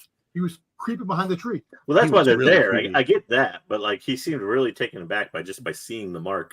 But they stormed the castle, so they obviously wanted to whatever he's been listening to them for months and stop. That's my question. Little children for months. Why is he horrified at seeing that so much? I don't know, but he was horrified at seeing the tattoo as well. I mean, I think he was more inquisitive about the tattoo. I think he was pretty horrified at the tattoo as well. There's some dark forces at work. You could feel it. It's that it's all part of the game that he's playing. There had to be some. Yeah, I mean, like all the mothers in this group, and I'm saying the witches all the witches in general had this. They had this off-putting thing. It's not like they were foreign to Jedi. It's not that didn't know that Jedi were on the planets. It's not that they hadn't had interaction with Jedi. There had to be some give and take. The Jedi have to have on some record what these witches were. And know that at one point they were almost extinct. Yeah. And then over a month of them for some reason. Right. Over a month of them hearing this with the children there, which they probably felt were force sensitive. They showed him stalking her, the kid. They showed him doing, yeah. But they gave the impression that wasn't the first day he was doing it. Yeah. And those kids were openly talking about a ceremony that was going to happen, and they're going to have to turn to the magic and this and that and the other thing. Yeah. So, there were some things we didn't get any explanation to whatsoever, which it may, if they flash back to this point, make it like the eclipse. Like we know this was an ascension ceremony for them to become witches or whatever. Don't know the significance of the eclipse, but they're all barking at it like it's important. Well, you got the eclipse. Also, they got that mechanism that was in the top of the mountain that was there. So we don't know what the whole chanting and the eclipse part of it, how it works. See what happens, because it could be dark force magic. It could be some scientifically done, manufactured magic. We don't know how. Well, the way they use the force was weird too. It's like I could be wrong about this, but there's like at no point does it seem like they're able to. And even Mother Anasai even says something about like the Jedi. I should say sarcastically, but the all-knowing Jedi didn't know something type of thing. But it almost seems like the witches can't sense things like Jedi can sense things. Right, but that's not. She can physically use the physical part of the force and all that, and she kind of takes possession of Tobin. But like every time their scouts are spying on the Jedi, that's how they know the Jedi are moving around. They can't sense that the Jedi are there or anything like that. So. Right, but through the sorcerers of Dundar or whatever, the Bendu, we've had examples before a lot of how the force has worked in different ways to different people. So like, I'm not saying we haven't. I'm just saying, that they don't. It seems like it works differently for them than it does for the Jedi. You're correct. It does not. It's not. They're not on the same thing. So well, look, I think the witches work through magic. I think there is Sith things that are working with the witches to make them do what they're doing. The dark side of the force that they're using, or black magic, whatever they're using, is the dark side is over. Well, but I think that's, if I may, I think that's what they're kind of showing. We've seen a multitude of different ways people have used the light side of the force. Everything from, and I know people are going to hate this, but Broom Boy all the way till, some of the other nonsensical stuff we've seen before, including Luke somehow being a master fucking Jedi and not getting taught. Like we've seen those different ways. We've actually seen how Force the healing. no, but we've also force healing. We've also seen like when you look at the people that guard the temple, the Wills, they use the Force technically different than the Jedi use the Force. So we've seen this different. This is just another version of the Force umbrella, I guess. Well, I wonder if they're also showing us that too, because it's kind of a foreshadowing of an explanation of why Osha kind of washed out as a Jedi. Is that maybe she can't quite use the Force the same way the Jedi wanted her to? Maybe. Interesting. Yeah, maybe. Well, maybe she's a psychopath though that ate too many spice cookies and is killing everybody in their It's spice. possible too. Yeah. Well, another thing too is that people were like crying about the thread, but didn't they use the thread in Ahsoka too as well too? The witches. Well, that's what we're getting at though. The people crying about the thread and all that are ignorant of the fact that people have used the Force in different ways throughout the history of Star Wars. Yeah. Oh, I didn't even know. Yeah, that's what I mean. In general, there's 50 different. I think I just gave 7 different examples of how that happened unintentionally, not exactly. even thinking about the thread. So, like, I mean, when I was thinking about the show, it almost reads more like what you'd find, or shows more like what you find normally in a book. And so, if you've never read a Star Wars book, if all you have is just a few clips and a couple movies, it just probably seems a little foreign to you. But if you know anything else about Star Wars, it's pretty normal. This is exactly what we've been dealing with Star Wars for 20 years. So I don't know. Yeah, for a while. I did find that weird. Did you not watch Ahsoka, which had freaking zombie magic and everything? I don't think they did. I thought. See, that's what I'm saying. I think this made more. Using the thread and implementing those things, I actually thought was pretty good because they made for not taking an exorbitant amount of time. They made stuff fit. You know what I mean? It wasn't as clunky, I think, as some people are saying. I think just some people just are ignorant to the fact. I think people are hate watching it, JJ. I think this is unlike Ahsoka. People have no idea about Star Wars and haven't watched Ahsoka or haven't watched Mando maybe since like season 1, are tuning into this thing because there's so much hate, and then they're just trying to find things to hate watch. Look, there's a lot of. I don't know. This outfit's just wild. Go ahead. There's a lot of similarities to the Witch of the Dathomir. The Witch of the Dathomir are a witch cult that are freaking got away from men. There was no men that were involved. It was a witch. They somehow slow down. That's I'm not just exactly saying, but true. the same, like, but people complain There's about a whole planet of men. Well, first off, we don't know where this coven originally comes from. Yeah, we don't know. We have no idea because they say they moved their, her and so this said that they moved their coven to here on purpose so it would be safe. So I was Safe asked from this what? question about From this and where? asked if it was if it was the witch as a Dathomir. I said probably not. Might be a precursor to explain that, but it also because of their moving and everything else and the symbol you see on the mother's head, it does have a lot of similarities to something we've seen in High Republic before. It really does, especially just random kids showing up. Have to be open hand. And then as far as the Dathomir witches go, you have to wonder about Coral. If they come from somewhere else, let's say Coral and Anasaia met, they can both use Night Sister magic more or less, and then they come and they form this cult separate from the Night Sisters that used it in a different way or something. I mean, there's various explanations of how they could have came together and made this coven and all this other stuff. So. We don't even. But once again, I mean, it doesn't matter. That's the other. It doesn't matter. Yeah, well, it's not. Once again, just like I think if you use the Wills as an example on the light side, this is it's very similar, just on the darker side of things, where you have maybe a couple people that traditionally use the Force, but they aren't as powerful. I mean, come on, dude. One guy had a Gatling gun. More or less. Yeah, one guy had a Gatling gun, just said, I'm with the Force, and the Force is with me, while some blind dude is whipping people's ass with a fucking it was the blind dude that said that. Yeah. Well, yeah, that's who said it. But whatever.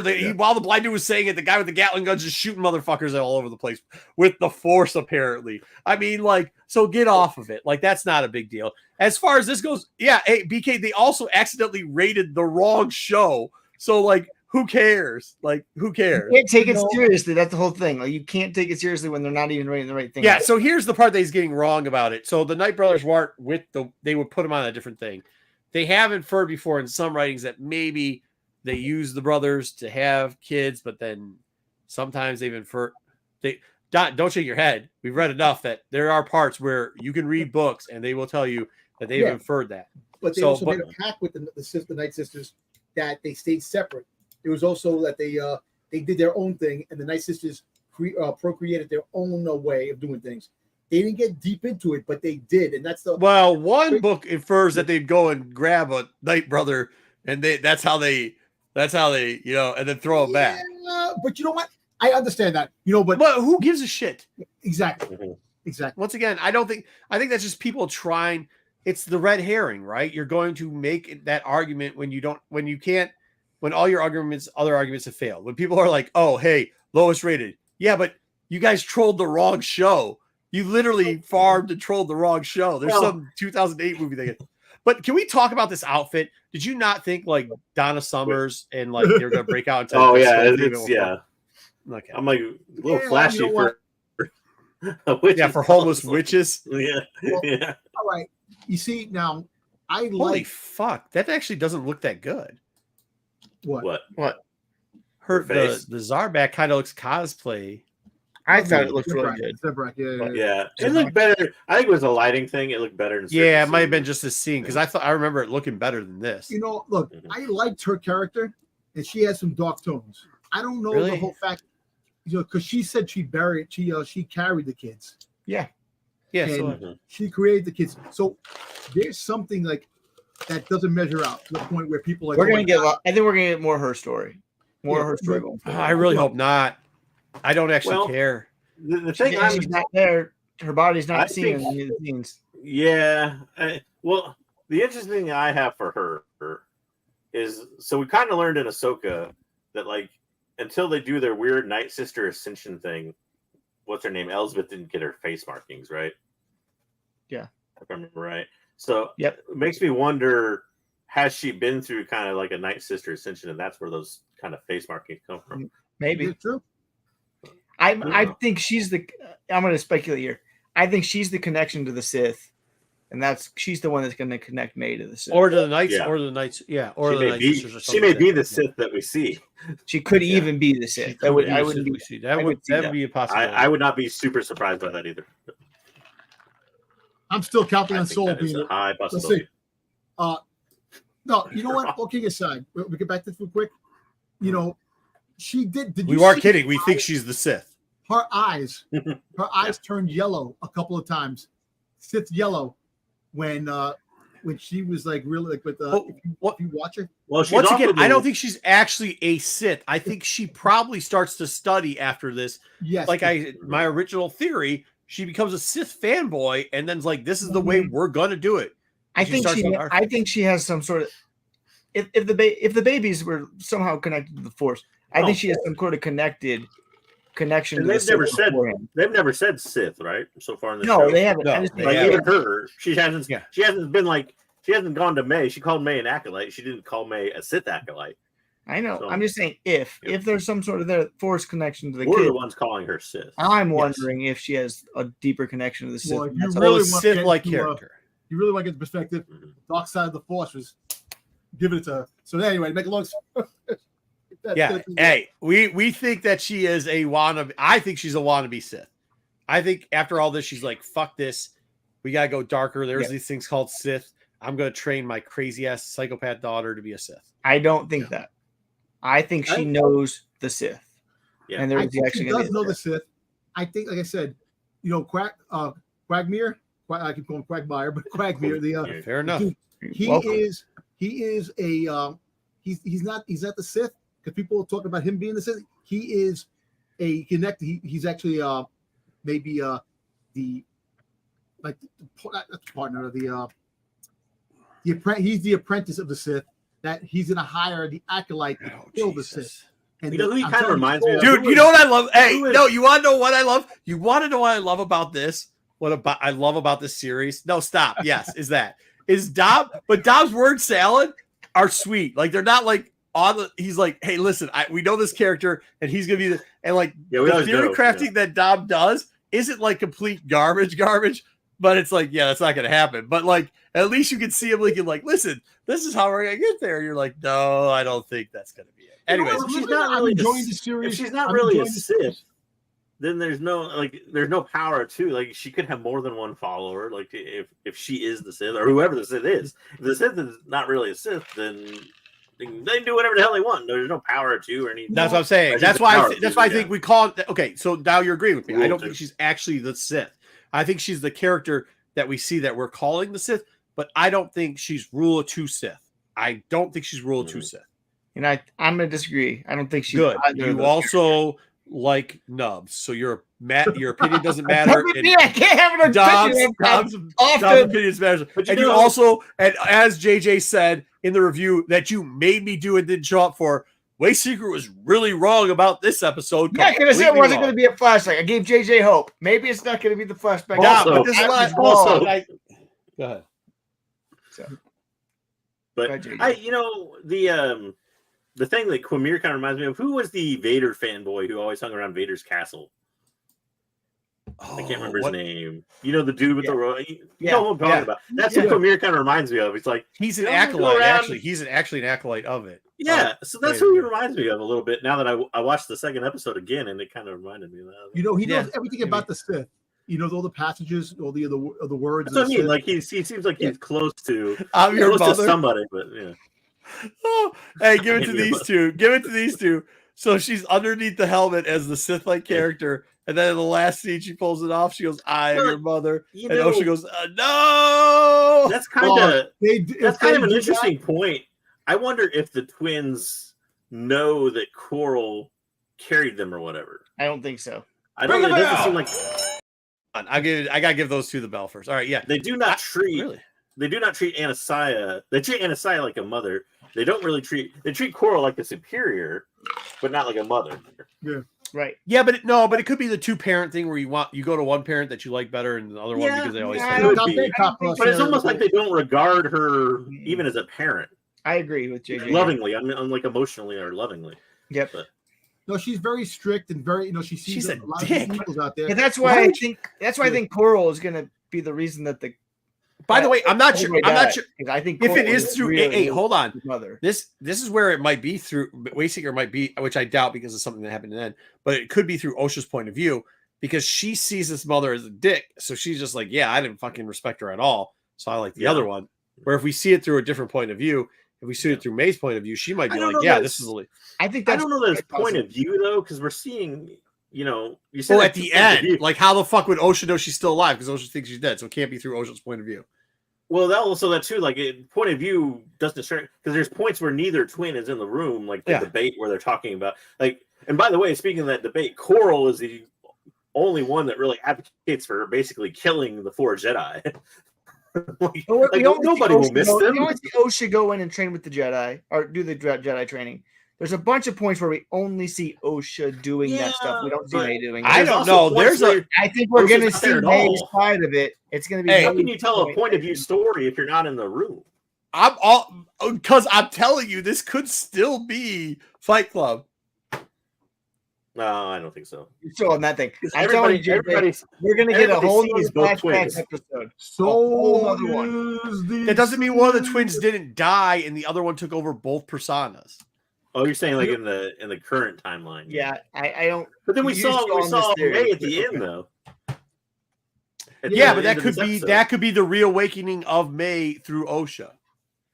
Whatever, we're not gonna get that deep into it. Listen, at the end of the day, I love the mystery. Let it keep going. I love that Dom's like not doing trash stuff they see, and that he's actually coming up with weird concepts of. I like that he's enjoying it. He's having such a good time. Can we talk about this fire? All right, listen. That somehow starts in a building made entirely of stone and metal. You know what? Spreads incredibly fast. If it's sulfur rock, it goes up in flames. There is sulfur rock that does burn. We don't know. But first off, you wouldn't live in a building made of sulfur rock because it would smell like ass. Hey, first off, they have to burn the Star Wars. We have things going about planes with this in space. We can have. Wait, hold on. Aren't they living in a fucking ship? They're living in a ship, right? It's a mountain that has a whole like. It's a mountain, but I think the mountain has a ship in it. Well, something's in it. I think they've just built the doors and stuff. That Cora was looking at. It was like the big thing. That's what causes the fire later on, the explosion and stuff like that. But this stuff right here, the fire. There's more to this fire than just that. There's so much more. We're gonna see. There's so much to this fire. We're gonna see so much more. Well, the other weird part was like. So the mountain, they actually show it twice. The mountain clearly has like some kind of generator or something in it for electricity. Yet the light that she grabs to light the book on fire is clearly like a gas flame thing. Like, wait, why do you have both? I'm gonna kill you. Hey, people got candles and shit in house with electricity all the time, bro. I mean, what the fuck? Maybe they're burning some incense, but not usually for like lighting. Well, you know what? Actually, can you decide? Think about it. Yeah. If there was something else that was in here that was doing that, can raise the flame up. If you're a Sith, you could bring the flame up. You can make things much more. Make it look worse than what it is because you have the power to do that. Like I said, there's something more behind this story. Oh, totally agree with you, Dom. 100%. I think there's something. So the Jedi were there. The Jedi were there already. Yep. There was some sort of battle that happened. Yep. And we're gonna see that battle. So what I think? Do you want to hear what? Are we gonna get that scene here? Because I can tell you what I think happened. What scene? Of them dead? The scene of them dead. Yeah, next slide. There are two different rooms. Next slide. Go to the next slide. Okay. Well, I only did the one room, but there you go. Okay. Yeah, so here's most of them. But in the next room that we don't see, the mother by herself is dead. Yeah. Mm-hmm. So my theory of what has happened here is kind of on, I think I told you guys this the other day, is kind of on this slide, that the psychopath went here and got all these witches riled up to go after it. The mother who said, I'm going to go down there and talk to him, went down to talk to him. It started to not go well. In the meantime, the Jedi showed up to try to help her, and this shit went bad quick. It went bad real fucking quick. These witches attacked. A psychopath, you mean Coral? The Zabrak? Yeah, the Zabrak. Okay. The Zabrak got all these witches riled up because some of them were already riled up. Remember, if you saw it, some of them were already, they're like, let's kill them. So that was a precursor where she's like, let's just kill them all. They get down there. They go, hey, listen, because she's not happy with what the mom's got going on anyways. And she's like, look, they're trying to take my daughters. I held these kids. You're going to be with the Jedi because the Jedi show up behind her. And all of a sudden they start attacking everybody. Well, that shit ain't going to go over too well when you got already a couple Jedi on hinge. I think Corrin does whatever she does to Torben, whatever that Jedi guy is, and has. That was Anastasia that did it. What? Anastasia did it, not. Yeah. Not Coral. I think it's Coral. I think Coral is the one that possesses. See, because I think Anastasia does it to these witches. And Torben kills all of them.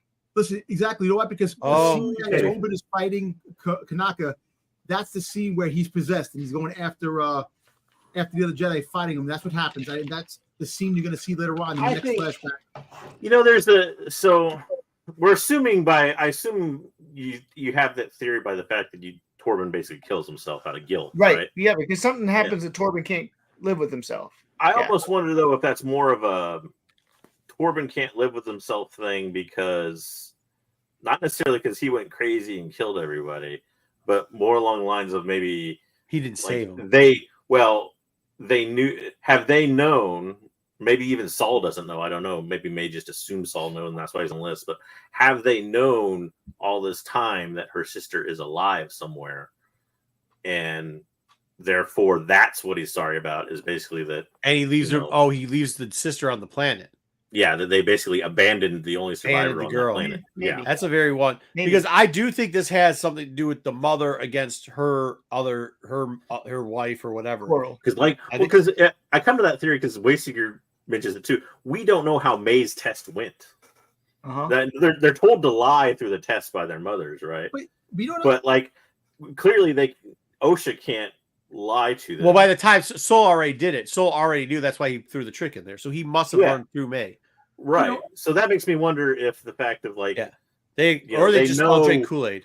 Well, they know that May has this evil side to her, or whatever, and it's best to just assume she's dead and abandon her there or something. But you know what? Another thing too is remember when they were testing OSHA on the ship, and she was saying things, and Sol was like, "Very good."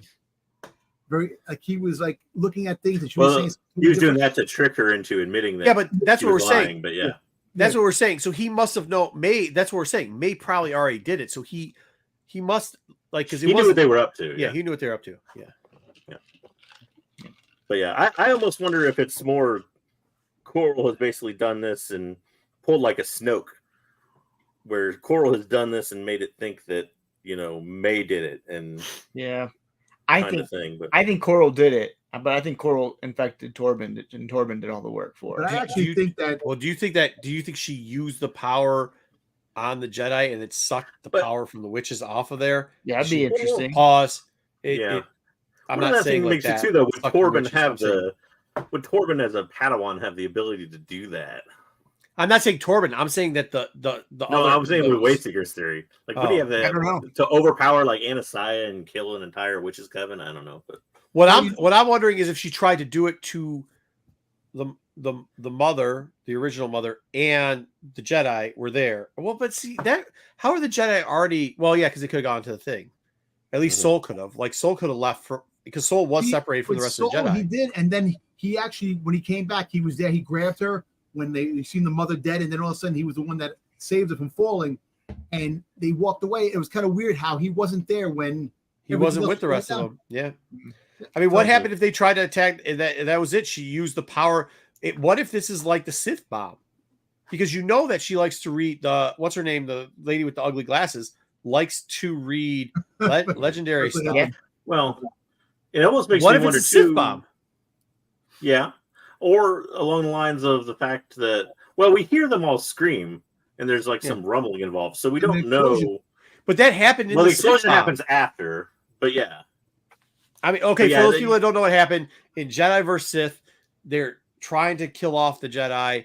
And Bane sets all these Sith up, and they do what's called a Sith bomb, where they used all their powers, but it ended up killing all the Sith, and then just leaving Bane to be the rule of two later on because he took Xanon to the thing. But like, because think about it, that could be one theory too, which is actually a pretty good theory if you think about it. Because for them to die the way they were, and those witches were powerful, they had some kind of they would have gave the Jedi. We see them use the thread or whatever they call it again in that training session against Anastasia. So they're capable, and that's exactly something very similar is exactly what they were describing with that Sith bomb. Now that you bring that up, and that's not the Zabarak in the middle there. That's not her. No, I don't think so. She's not among the. There's been like close-ups of this and everything. Everybody says you can't see her. So okay. I think she's alive. Also, too, the weird thing we were talking about how they regard her differently than Anastasia. They I forget which one says it at first. I think it's Osha says to May, but when they're facing each other on the bridge or whatever, she says, "Where's Mother?" And she says, "Mother's dead."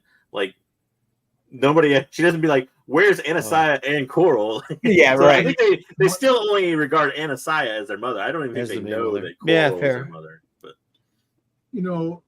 it's just one of those things where it kind of like you look at one way, one thing doesn't make any sense, and when you see the second part of this. That's when it's all going to pieces be put together. Well, think about this. If it's May overlooking it, let's say May goes out there, sees this occurring, sees the Jedi there she must have been further away. And obviously whatever happened here, this has got to be some type of link, right? You don't see laser cuts.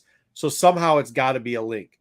And she was far enough away to not see what's going on, but somehow, or was safe enough from not this occurring. And you have to wonder, I mean, it's like a frame up job on the jet, what's to stop Coral from dressing like a Jedi? Because that I find it interesting that Osha commented on. Look at how they wear their robes. Look at how they wear their sabers. I mean, So think about it. The coming attraction scenes when they have the scenes. You see when Osha's on the planet and she sees the Jedi robes with the lightsaber on there. So the Sith is there trying to friggin' frame the Jedi. But here's another one we didn't think about too. What if, and this is it too. So if you're further off and you're May and you see something, and then the other mother, the one that you actually respect, you ask her what happens because you're a child, and that mother says the Jedi killed your mother and everybody else. If you're May, you're going to think the whole time that the Jedi are bad. And by the way, they stole your sister. Right now, the only thing abandoned you. Yeah, I think it'll be interesting. I maybe they're dead of broken hearts. I do think we're going to get a whole nother flashback episode, JJ. I definitely think this has got Sith bomb. I hope. I don't think it's going to be the next one. I don't think they can do that. I think they're going to. I think. Don't you just think because they've used this before? Don't you just think May's going to have a 15-minute sit down with Osha and say, "Hey, this is what really happened" or whatever? No. I don't think so. No. Listen, I think they're gonna. I hope if they do it, it's in intercuts and it's not like another hour-long episode. See, I like this as an hour long, but I don't want another hour long. I don't mind another hour long if if it introduces the Sith and the dark But side, you're going to be covering the same ground if you go back and you tell the same story. I mean, you've told basically a half a day's worth of story here. Like you're gonna, I don't and think a lot of it. Well, a lot of it was the same. I mean, like they're in the same room for almost every scene, but you don't have they're to show, out of the you room don't have to for show other the scenes. exact same scenes. Well, listen, talk about it like later on after Kanaka dies, after he gets killed off, then you can start saying what's going on because Soul's going to be the last one to survive, and because he's the Sith, I'm going to keep saying that he's the last. They're not killing a Wookiee. No, he's getting killed. Kanaka dies the next episode. I guarantee you. Kanaka's You going think to he die. does? You think they're going to kill him? Okay, you had Carrie Ann Moss. What was her? I don't even remember what her name was. She Master die in episode 1. You had Torben die in episode 2. We've skipped an episode now because of the flashback, but I guess Kanaka dies. So you kill another one in 4, and then you have Soul left. 5.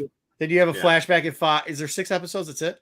8. It's 8. It's 8. Yeah. And then it moves. But my point is, I think they're going to knock off one per, I guess, current timeline or whatever you want to call it, episode. Well, that's what I'm saying. That's why they wouldn't knock. That's why they wouldn't knock him off the next one because. Well, because it was going to be current. No, the next one's 4. I to the current timeline. I could see that, and then we're going. I understand that portion, but I'm saying is like then you knock them all off, so then now Soul's just running around. Soul's going to be the last one to survive. I guess I don't know, but they're going to be the other ones too. You're going to see Vernestra's going to be there. There's going to be other people around all the time. Yeah, there'll be others, but like Nestor gets killed too. Hope she gets killed off too. Vernestra's not dying. You're not killing. Well, how do you think Yoda becomes the Grandmaster later on? He's already a Grandmaster. Grandmaster. No, there's also a few parts from the trailer we haven't seen yet. Already won 200 years before. But she has more of authority over Yoda. No, she doesn't. Yeah, but there's also that part. There's also the part that we don't see with him walking around either in his full robe. Just because you've seen her and you haven't seen Yoda doesn't mean she has more authority than Yoda. That is Soul is the soul survivor. Yep. That's and he's the Sith. Sorry, Wookiee. He's not the Sith. Yeah, I think the Wookiee dies, but we'll see. Yeah, I mean, if the Wookiee dies, that's going to be tough because they do have a thing of trying not to kill Wookiees. So we'll see what happens with that. We're see. Yeah, I mean, I just don't think they're going to do it the next episode if they do it. Well, listen, next episode we might see the Sith. We might see Zipperface. I think. Who? Oh yeah, I think we will. I don't know if we'll see like a review, but I think we'll see them again in the next episode. But I mean, we get that scene in like from the trailer. We haven't seen a few things, right? We haven't seen the one where they're in the forest with all. We killed the bug, the big bug. I don't know what you're talking about. The bug. I'm just saying with all the lightsabers are lit and they're in the forest. Yeah, we haven't seen that scene. We haven't seen that one, and I would think that's. I also there was a scene that I didn't see in the forest as well. At one point. I'd have to go back and look again, but there's a scene with the scene right here where what's his name? No, there's one where he's got his robes and he's way up high on a hill walking. Kanaka, and we haven't seen that one yet either. So that could be the next episode too. Yeah, it could be the next episode. Yeah. Well, remember he's naked. He has no robes on when he got Bigfoot right now. Man. He could still have robes though. He could put on robes. Somebody's coming to visit. The Jedi are coming. Okay, I'm gonna get my robes. Why does he walk around naked? I don't know. Sometimes in your woods, you just gotta let the dangle hang. Gotta let it air out, baby. But yeah, I think we'll see both next episode. I think we'll see the Wookiee die and the Sith show up at some point. Well, maybe we get a Sith reveal. Was this just her at the end looking at the tree that brings it all? Well, she comes. And she comes back to the place where she thinks she'll always find Osha. Because at the beginning of the episode, she found her when. See, that's where I think this thing is that the Jedi cat they killed everybody and they took away her sister, and that's what turns her. Right, like that's the easy way to get to her head, and this is where I think it all fills into. You're still in that Fight Club theory. Huh? You're still in that Fight Club theory. Well, and I also thought this was interesting because she clearly keeps some of the leaves or seeds or whatever is used to make the poison, because this is the tree that the poison comes from or whatever. But well, think about this. That kills what's his face. Yeah, that kills Torben. Mm-hmm. You know, it's kind of comes full circle. Like the whole story became full circle with this. She gets left and she goes back, like JJ said, back to the same spot where she began. So thinking about it, and in a way, remember we were saying in the beginning that the Jedis go and the Raiders come and she's left alone, this and that. This is actually the scene where you thought the whole village was destroyed. The witch's village was destroyed. So that's kind of like. Well, I think So does anybody else think that?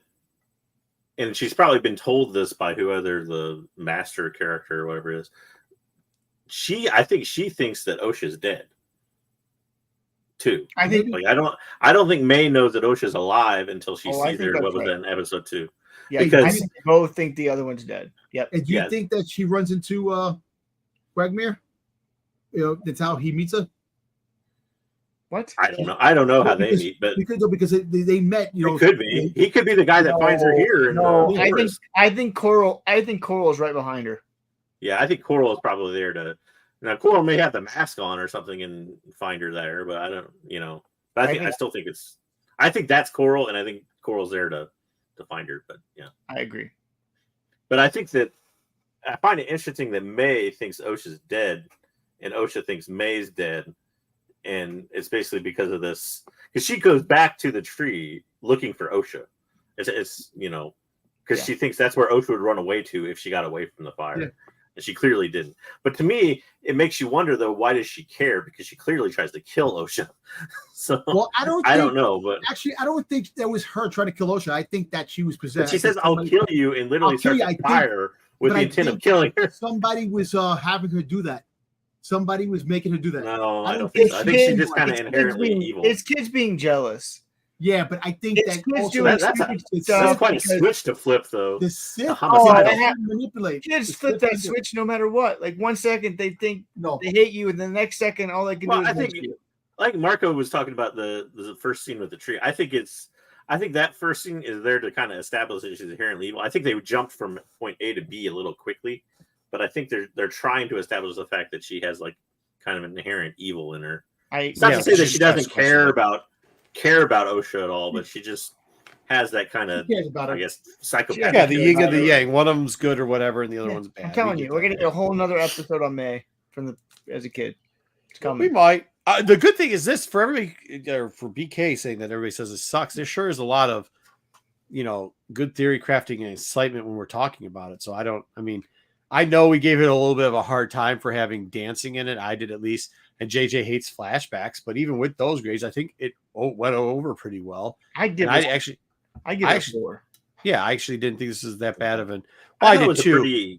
I did too till he brought up musicals, and then I had to lower it. But yeah, 4 is what I thought. It's just a chant. It's not a musical where they go. It was a corny. It was a bad. They started dancing. They started dancing. They started doing this. Yeah, the hands. Couple of them look like couple of them remind me of the wavy things they put outside car dealerships. Yeah, there was choreographed dance moves going on. Have you ever been to a college basketball game? Yeah. They do that all the time. We have one of the greatest college basketball schools here. Yeah, but they're actually cheering on. They're cheering on something that makes sense, not barking at an eclipse. I'm just saying it happens all the time in weird stuff. It just you do things. You don't do choreographed dances. Yes, You're not the cheerleader. Yeah, the dance team does. No. No. I do. Every time you do this, the national anthem. That's why nobody likes Duke. You have it started choreographed. We're not going to compare weird in the middle of it. We're not going to compare a weird dancing witch scene to the tomahawk chop. You can Duke is a cult all you want, and you might be right, but and you guys disrespect this wonderful country, America, by yelling in the middle of the national anthem. Damn communists. That's what we do at Duke. Well, the damn communists. And you say it doesn't happen anywhere else. It happens at Duke University. Listen, at the end of the day, anybody on this panel has been to a cult worshiping is rich. And you know what they're talking about. We've all seen cults. Dom's been to cult. Big surprise, Dom's the one that fell for a cult. That is shocking. That is shocking. I would have never thought. No, but you know what? Yeah. Yes, Dom. We know. You know what? All right, it may have been a little corny with the little chant, but the fact is they figure the witches, man. I still thought it was good, man. It was good. The episode was still good, bro. It did a lot. Listen, you got to criticize the things you think are good. So it's fine to call out that scene and still call it good. It's still good. It's still a 4. Like, it moved the story along. It wasn't a filler episode. It moved the story along. It has us still wondering what the fuck. Like, we're trying to figure out the mystery in a mystery TV show. That's the goal of the fucking show. Okay, so till that stops, with all the hate that's going on with the show itself, they're missing the fact that there is a really pretty cool mystery that is being unraveled, man. And if if the payoff is really good at the end, it's already good though, Dom. I know, but people are gonna miss out. Fuck them. Who cares? Let them miss out. I don't give a shit about the Vespa biker gang is the cult that Dom joined. Yeah. No, but hey, Dom, right now, like we're 3 in. Slow. We're 3 in, so the payoff's already happening because you love this shit. Every episode you watch. See, I disagree with that though. Like you can like the first couple episodes of something and hate the last 4. Like but so far, no, what I'm telling you is like so far for Dom's payoff, it's been good. Yeah. I mean, I expect you to hate the last couple episodes either way. But... All right, well that's it. So you gave it 4-way Seeker? 4. Not bad. I know we got some hate for how high we ranked last week's episode, 2 episodes. I am the leader. Yep. Go get hate now too. Dom, what did they make you do? What was the big part of the cult? What were they trying to make you do? Big part of the cult?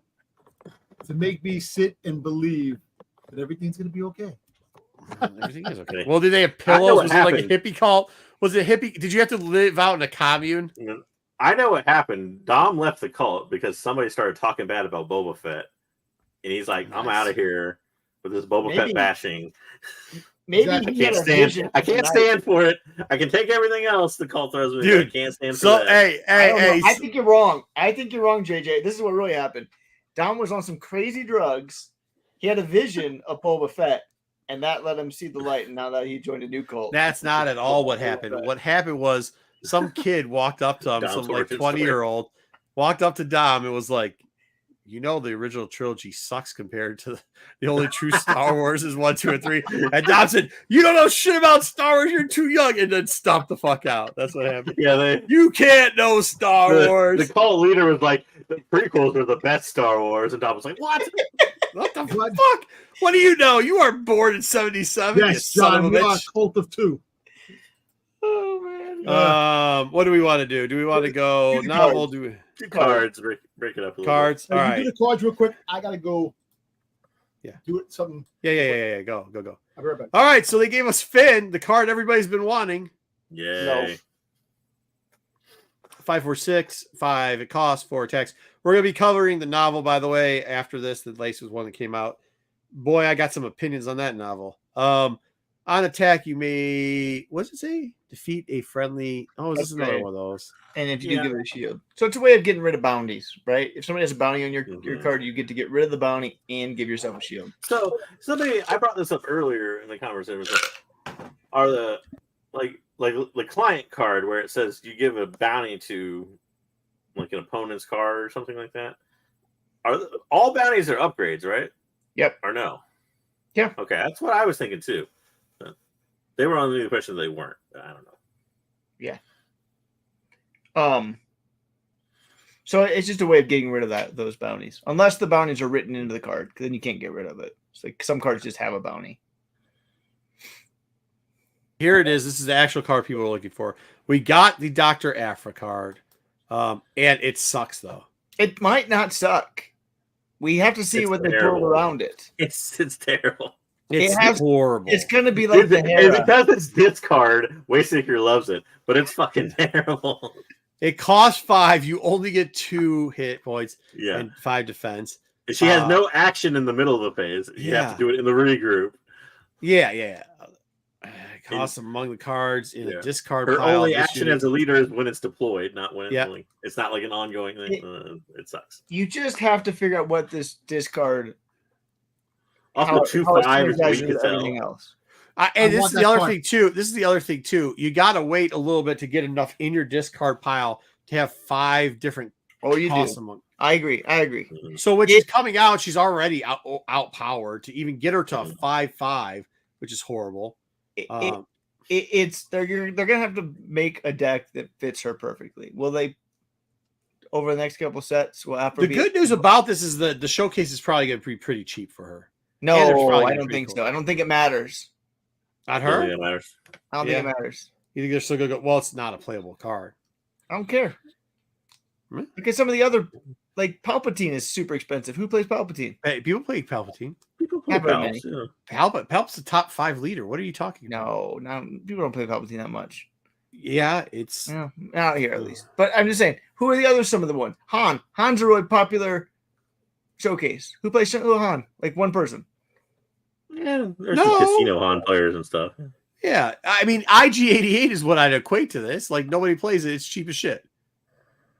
IG88 sucks. That's why nobody cares about the show. This card sucks. It's about the art. It's about the character. You can't. Afra's going to be one of the characters that people draw. I bet you. Okay, well, this is the Afra first card will that be- people. This first card that people like that doesn't. That's also sucks. I bet you Afra will be one of the top 3 showcases unless the art just sucks. If it like ruins Afra's art, actually, you got a good point because in this debate because Thrawn, nobody plays Thrawn. You're right. Nobody plays Thrawn, and he's still an expensive card. Yeah. Not the most expensive, but still an expensive card. All right. It'll still be expensive as long as the art doesn't suck. Okay, yay. We got Supreme Leader Snook. I don't like the fact that they put her in Underworld character. Anybody else catch that?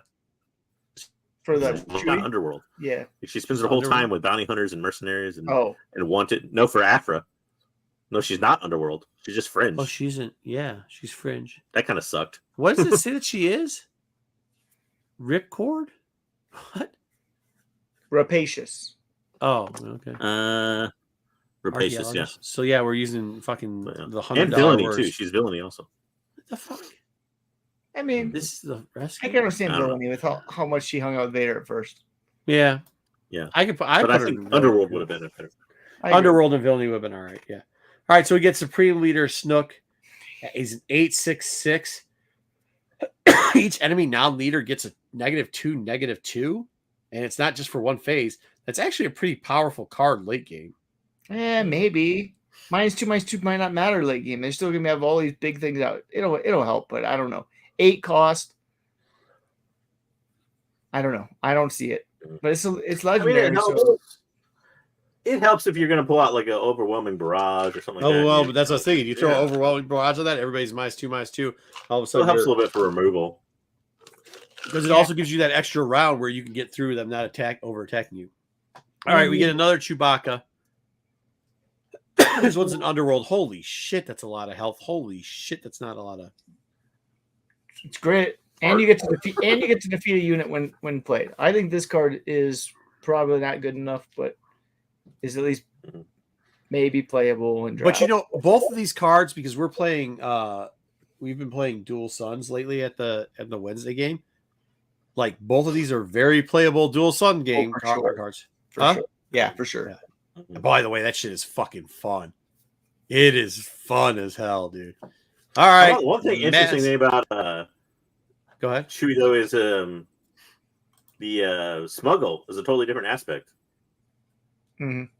Goes from blue to red, so you can still play his card under smuggle for only 1 extra. Yep, I like when they do that.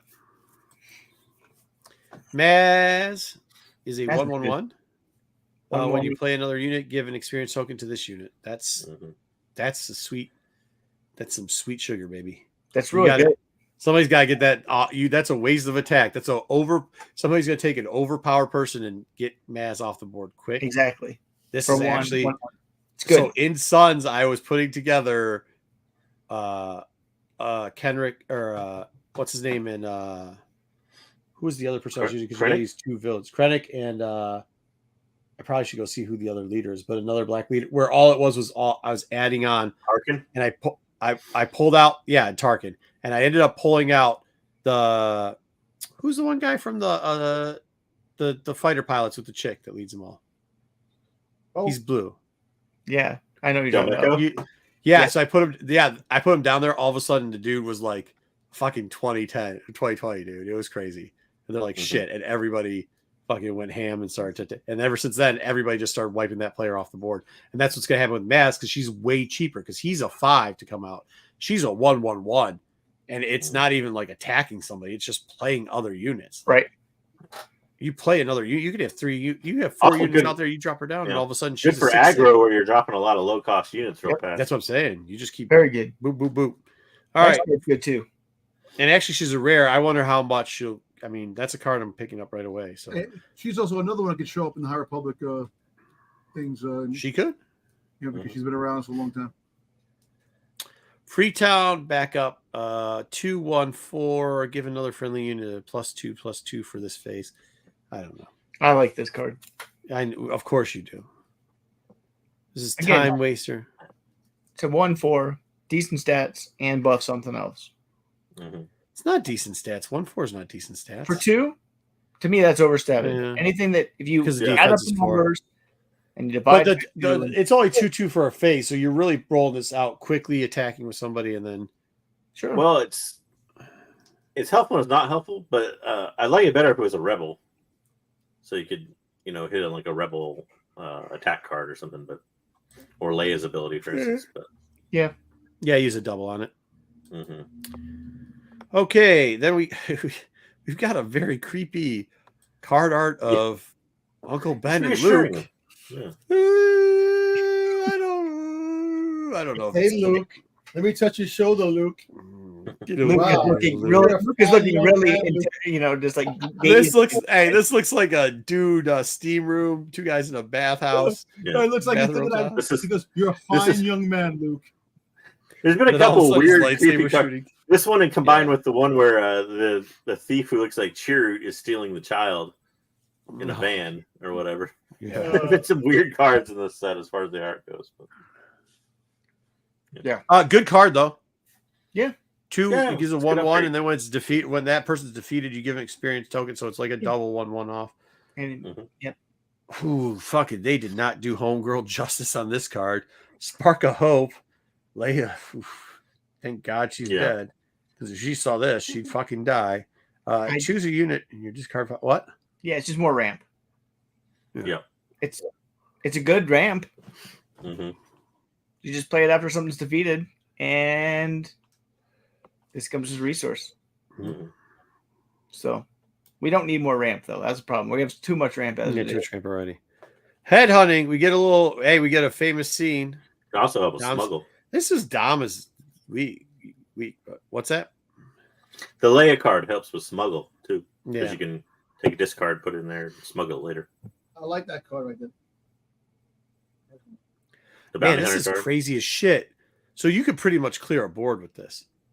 So you attack with up to 3 units. Those units, if they're bounty hunters, all get +2, which that's when you're going to play this card. It only costs 2. Oof. If you got shields. +6. I mean, 6 attack for 2. Yeah, what's more? Yeah, +6 on top of yeah. And you get to spread it around, so like you can do multiple attacks. Yeah, that's kind of crazy. Yep. We get a terrible looking Finn on her heroic resolve. It's cost 1, but gives a 1/1. Attached to unit gains action. Defeat a heroic resolve on this unit. Attack with the unit. It gets a 4 and overwhelm. Yeah. Oh, quick Jesus. question: that tactic card, the headhunting, right? Yeah. Does that come in a foil too, or just that? They will. There's probably going to be a foil one. There's probably going to be a. Yeah, there'll be a foil. There's foil. Yeah. Foil in hyperspace. Okay. Yep. You're gonna want that one. Yeah, but it's gonna be a playable card, so it might be a little bit expensive. Crippling Authority. I don't think anybody cares about this. Draw a card. Oh fuck, this is Wayseeker's heaven. Draw a card. Each opponent who controls more resources than you discards a card from their hand, and then Wayseeker just giggles. It looks at the clock. It says, "It's not Wayseeker card though. It's red." Yeah, I don't play red. You didn't play red. No, sorry. Speaking of red, we got a soldier over here for our house cast. It's 2/2/3. The card that he doesn't play red, so he's not gonna play this card, but he usually typically likes. Saboteur. It's a good card. Yeah, it's a good card. Good low cost Saboteur. It's a good low cost Saboteur. Gunship for 2/2. Oh, that sucks. Deals 1 damage to unit or base when defeated. That's actually not bad though. That's a sacrificial lamb. That's all that is. Oh yeah, for sure. Yep. Yeah. It's a turn 1 card you're hoping gets knocked out. Yeah. Unlicensed headhunter. This unit is exhausted. It gains heal 5 damage from the base. I think it's a really risky card. Yeah. It's a 3/2, but 5 damage. Yeah. Your opponent dealing 5 is a lot. That's a lot. Oof. We just get flames because that's what we need was a flamethrower. This is where we're at in this game already. Now, real quick on the last card, I just want to be clear on the rule or something. If you attack with it and it dies, though, Does that count as exhausted or not? No. Okay, I didn't think that it did. So as long as you're attacking first with it, that's the safe play with it. Okay. Yep. But you got to play on a turn where it can't be killed till the turn it comes in because it comes in exhausted. So you have to have a sentinel. You pretty much got to have a sentinel over there. Yeah, you want to slam it into something and have it die. Yep. Yeah. All right. This is a 3. It costs a 3 attach card for a 1/1, but you may deal 3 damage divided as you choose among the enemy ground students on each attack. Yep. Mm-hmm. Ooh, that's not bad. I like the underworld chips. It's 3 though. It's really hard to play 3 cost item. Mm-hmm. Yeah, 3 cost upgrades are rough. Yeah. Desperate. You liked what, Dom? I like the underworld chips. Yeah. Yeah, you know, and listen, I gotta get into this. I really have to get into this game because This is probably the round to try to get into, maybe. Yeah. Desperate attack. Is that supposed to? Who's the pilot? Is it just some random person? I think it's supposed to be Finn, but I can't tell. Holy shit, that's terrible. each year it keeps getting worse and worse. Yeah. Jeez, the artwork This kind of sucks because it's only 2 for it costs 1, but it's a one-time use. Yeah, it's not good. Not good. What the fuck are these things? Pillage, I guess, is what we're doing. Choose a player. They discard 2 cards from their hand. Is that the Raiders from the Village episode? Looks like they fucking. It looks like they're trolls from the Lord of the Rings. I think they are Urukai. Yeah. You think they are? Mm-hmm. Okay. Attacking Rohan. Detention block rescue. Oh, good lord. It's cost 3. Deal 3 damage to unit. If that unit is guarding any captured cards, deal 6 damage. That's not bad. That's the way to get. Oh, that's to counter the one that the card they keep stealing. Yeah, the capture card. Yeah. So. And it's not bad. Being a red, you're probably going to see a lot of control decks using capture against aggro decks. So this will help aggro decks a lot get their damage or their captured cards back. So it's not a bad card for 3 play. 3 plays are tough, but it's not bad. That's funny, Wookiee Fanatic. All right, next up. Forlom and Zuckuss. Mm-hmm. 4/4/4 cards. Huh? So they paired these perfectly. Yeah. Each friendly unit named Zuck. Oh wow. So it's one person. So you. Well, they also gain. Yeah, they gain each other's abilities. So Zuckuss or Forlom gains Saboteur and Zuckuss gains Ambush. Oh, really? So he can Saboteur. So they both can ambush and Saboteur it right off the bat. Yeah, as long as they're both in play. Yep. So you got to put Zuckuss down first at a 5/6/6, and then you got to put Forlom down, right? Because then they both gain ambush. Yeah, I mean, it could be either one, but yeah, you can gain ambush in the next turn. But yeah. Oh yeah. Holy shit, that's actually a good combo. Mm-hmm. That's not bad. I mean, if you're playing this color, this is coming out back to back, so you gotta expect it. Mm-hmm. Especially if you see Zuckuss being a 5 at 6/6 is good. That's a 5/6/6. That's an awesome card. Like this is the one where if you play that earlier card where it said like you could get 3 bounty hunters and whatever, if you could somehow make that work. Oh yeah, during Twin Suns, it's game over, dude. Because these things are gonna kill you, dude. It's because that becomes a 5/5 and a 7/7. Mm-hmm. So that's 12 right off the bat that you're hitting for with these 2 dudes, and they get to hit right away. So you're hitting with 12 points and can bypass shields. Yeah, and can bypass. That's what I'm saying. So you could hit the fucking base for 12, and then have some other guy hit. Whew. Whew. Good night. I like these cards. I'm buying them. I love Forlom and Zuckuss. All right, let the Wookiee win. Horrible art. Sorry, Wookiee. Yeah, it's the best art I've ever seen all week. This is terrible. This is terrible. I put 2 shitty arts together. You may return. Did the Frontier Tactics with the Jawa and the Wookiee thing. Let the Wookiee win. An opponent choose. Oh, I hate these. Chooses 1. Oh, the opponent chooses it. You read up to 6. You ready up to 6 resources. You ready a friendly unit. If it's a Wookiee unit, attack with it. It gets. Wait, does that say +2 or -2? I can't read the card. Plus. You get +2 for the attack. So you're pretty much either gonna give a Wookiee +2 and they're gonna be able to attack. Wow, this sucks because those choices both suck. They both suck. That's what you want to play at. Like you're giving 6 resources, a ton of resources to ready, or you're getting a friendly unit. Mm-hmm. I mean, you could throw some pretty powerful cards down for 6 resources. Yep. All right, Frontier Trader, 3/2/2. When played, you may return the resource you control to its owner. I don't like this one either. If you do, you may put the top card of your deck into play as a resource. Nope. So the other, wait, hold on. Basically, you just get to pull out a card you like from resources, and then the top card of your deck goes back in its place. That's it. I thought it was from the other player. That would have been cool. From you. Is that other? Yeah. Okay.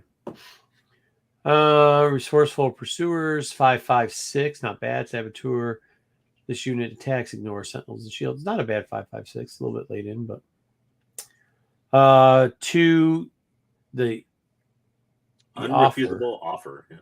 What is this? Attached to non-leader unit. Attached. Apparently, I expect you to see a picture of the Godfather on this card. An offer you can't refuse.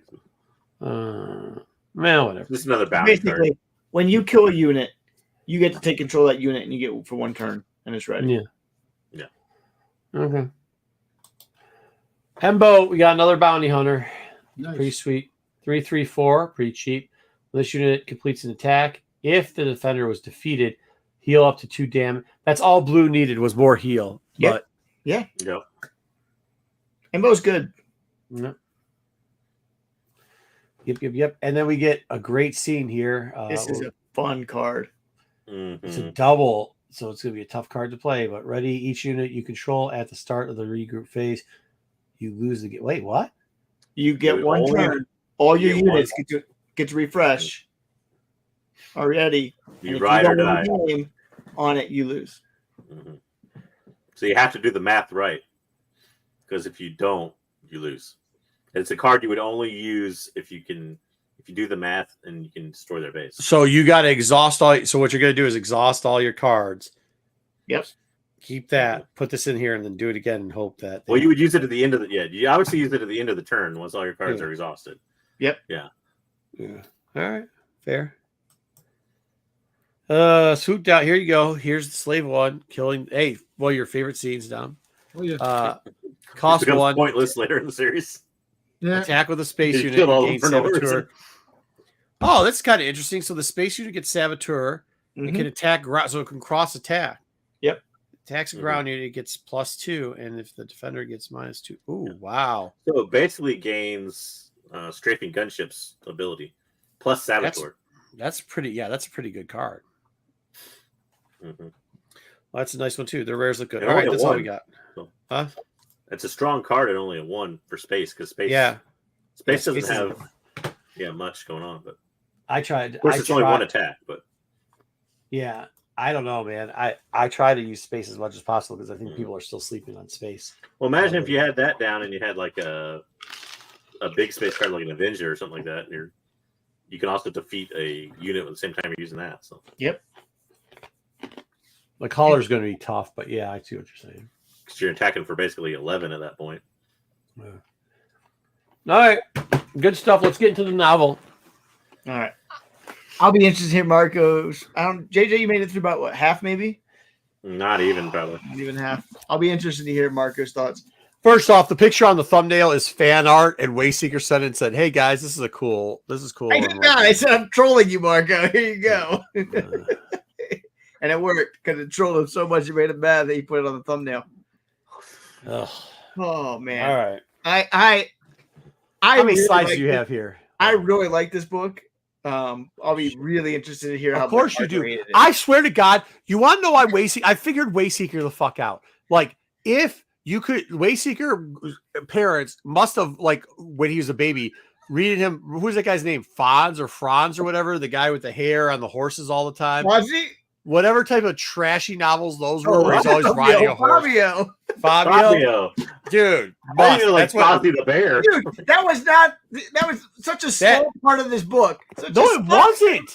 It was not.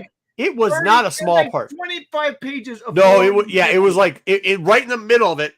You're getting ready for the action because you're trying to figure out what's going to happen here.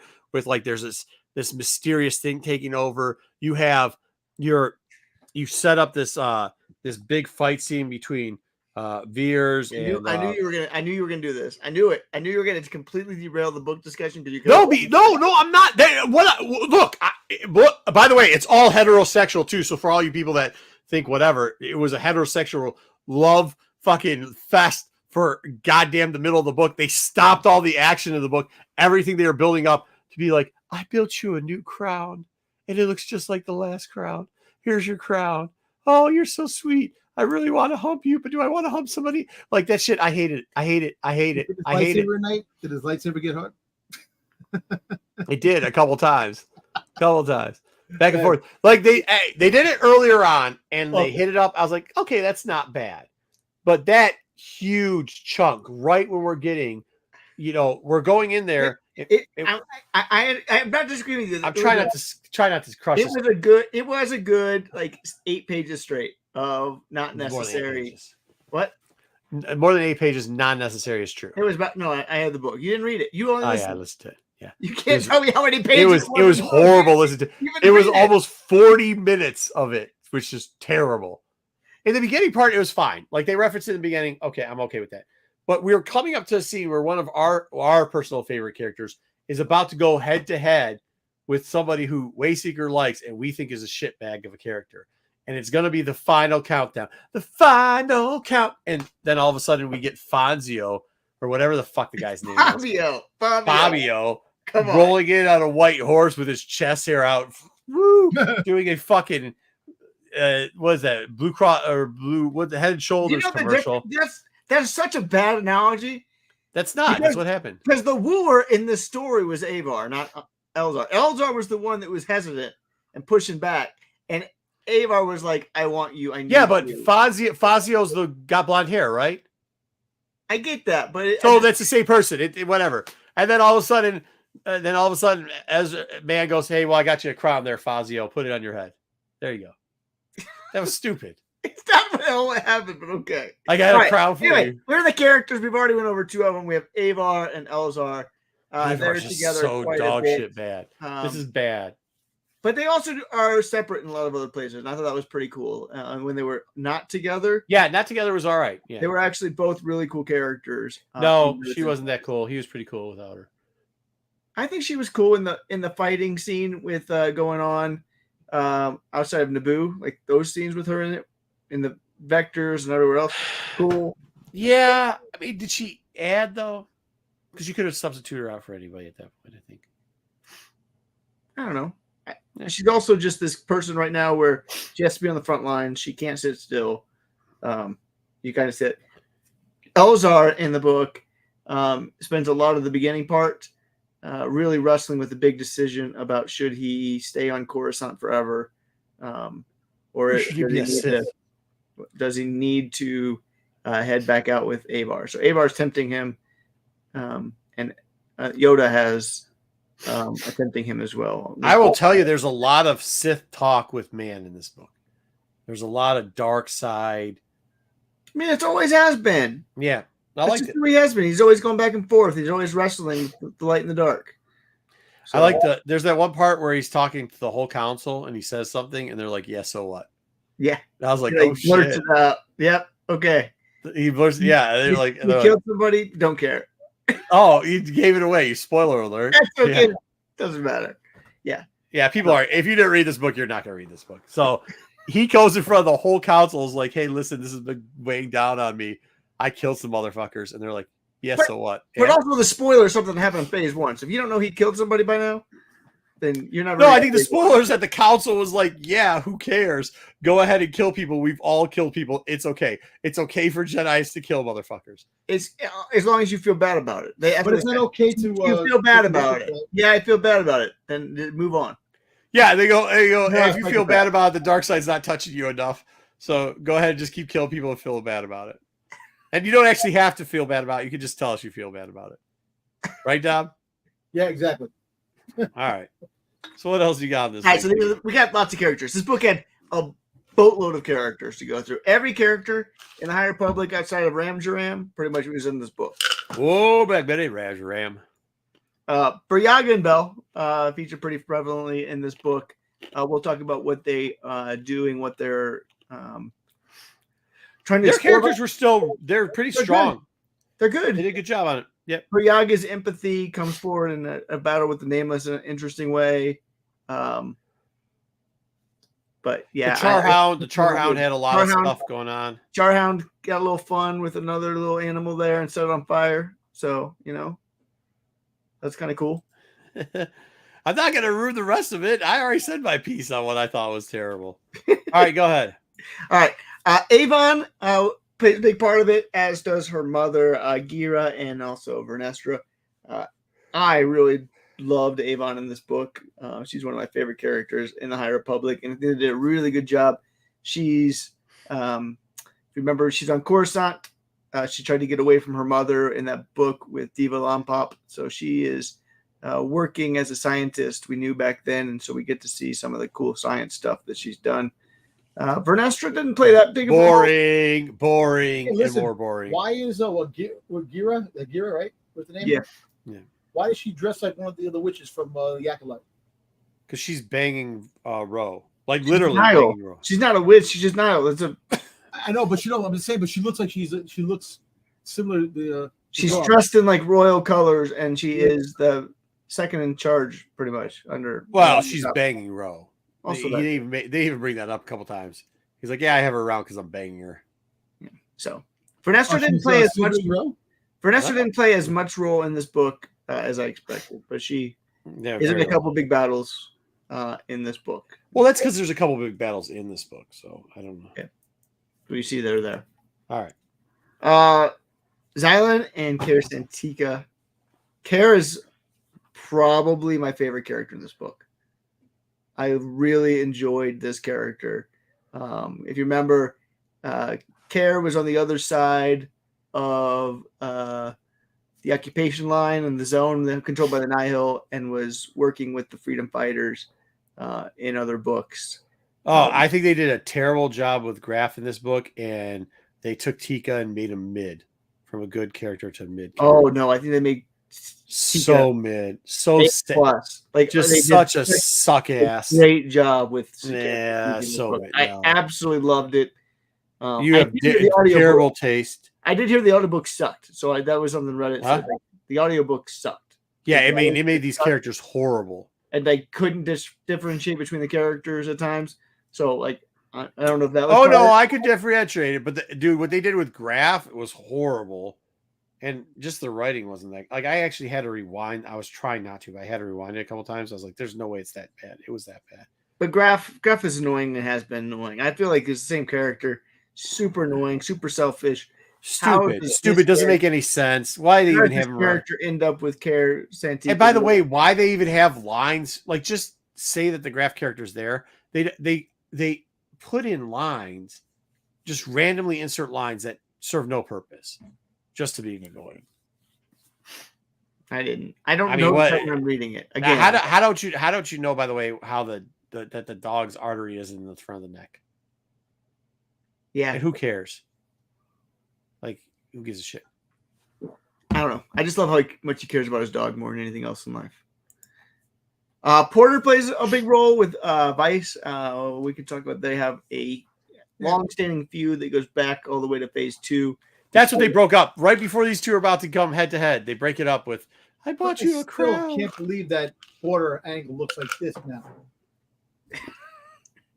Why not? He's 300 years old. I know, but why does he keep looking like freaking goddamn the gargoyles? He makes some stew. He makes some really good stew in this book. Guy from Gargoyles. Spoiler alert: he is still a cook that knows how to use his ingredients.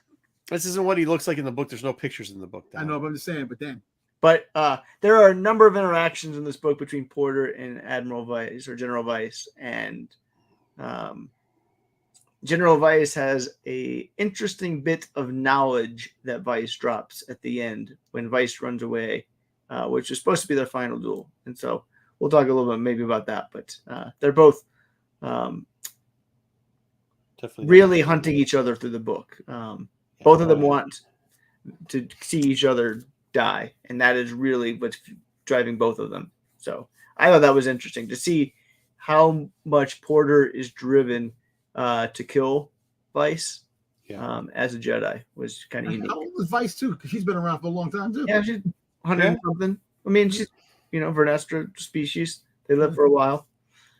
But yeah. I will say, even though I enjoyed it, I think they did draw this out a little bit too much. The whole back and forth with Porter Engle and Vice. You know what I mean? Like just a little bit too much. Well, I will say, spoilers, a little bit here. The next book is written by Charles Soule, and you know how much Charles Soule likes Porter. So I think we're going to see the conclusion of this. They wanted to leave that. So much they couldn't differentiate what Porter Engle looked like. Can I say something really quick? Cover or not? Why does Vess look like Throw Mama from the Train? The woman from Throw Mama from the Train. Dave DeVito's mom. Yeah. Oh yeah. Couple other interesting characters that show up.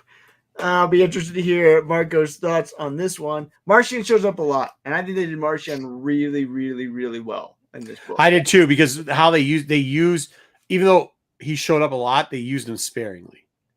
But he is really in this book. He's hunting for the blight. You know, he wants to figure out how to weaponize the blight. We talked about the blight before. It's this thing that turns planets into ash. It takes away all the life out of a planet and takes away everything. It just basically turns into a house like a Nameless, but it's not like the Nameless in the sense of like it eats the Force. It just eats everything and anything in its way and turns it into. So in Insider 225, we actually get to see what the blight looks like in picture for those that read the Insider stories and see the pictures. So that's what the blight looks like. That Martian, not the guy. It's just like the thing. It's just like the thing that eats. Yeah. It's like the wispy, spider webby thingy. Yep. So he is trying to figure out how to weaponize this because he sees this as the next phase of his conquest and domination. I want to see the Dren Gear in live action, please. Well, they brought him back. Yes, the Dren Gear are back. They're back. But interestingly, we can talk about it in a second, they're somehow connected to the blight. Because the blight shows up on planets that the Dren Gear has been. So what's the connection between the two? We don't know. We just know where there's one. Well, wasn't the blight the other? Doesn't it seem like the blight was feeding off of him? I don't know. I mean, it seems like they're scared of it. They're running away from it. Yeah, I think the blight's like feeding off of it. Why is there a C-3PO unit in a freaking spacesuit? Doesn't get hit with the blight. Yeah, I don't know. Oh, Jesus Christ. Read the story, Dom. Read the story. Real quick. Yeah. You know, not to change the subject on you doing the story, I have one thing to say, and I forgot to mention it last week. Really quick before I forget now. Go ahead. The opening intro of the Acolyte, when they said that the Jedi have been with peace and prosperity for hundreds of years.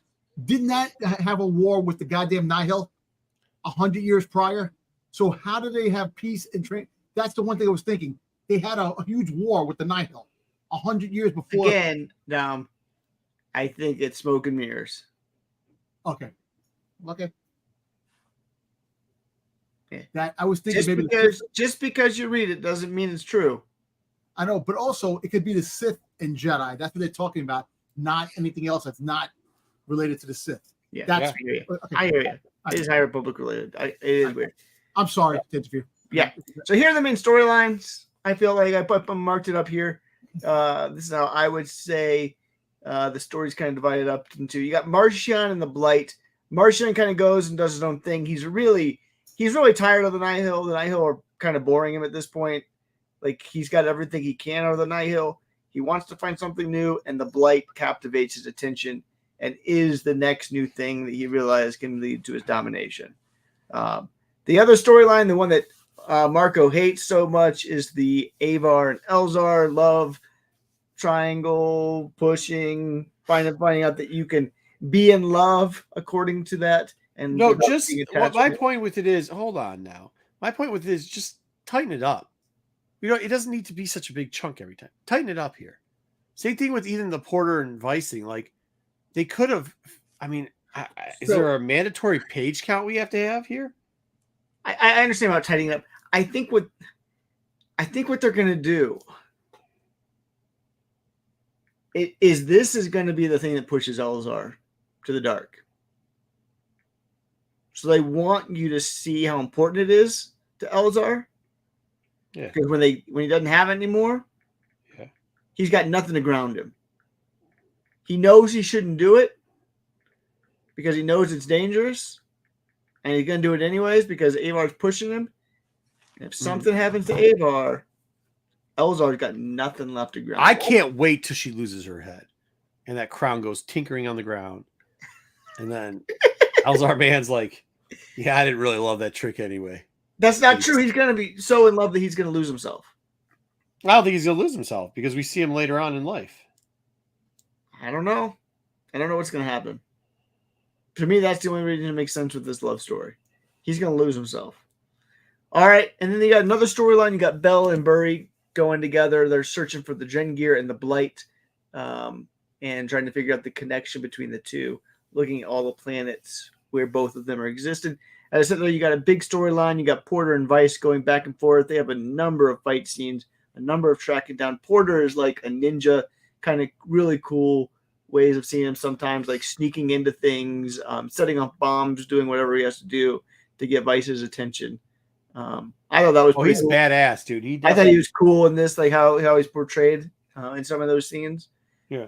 You got the busting through the occlusion zone, using the science of Staros and some other stuff. Well, a combination, it was a bunch of stuff, including what's his name, douchebag, Graf. Graf. Yeah, Graf and Staros and others getting through there, and so finally they're able to bust through it.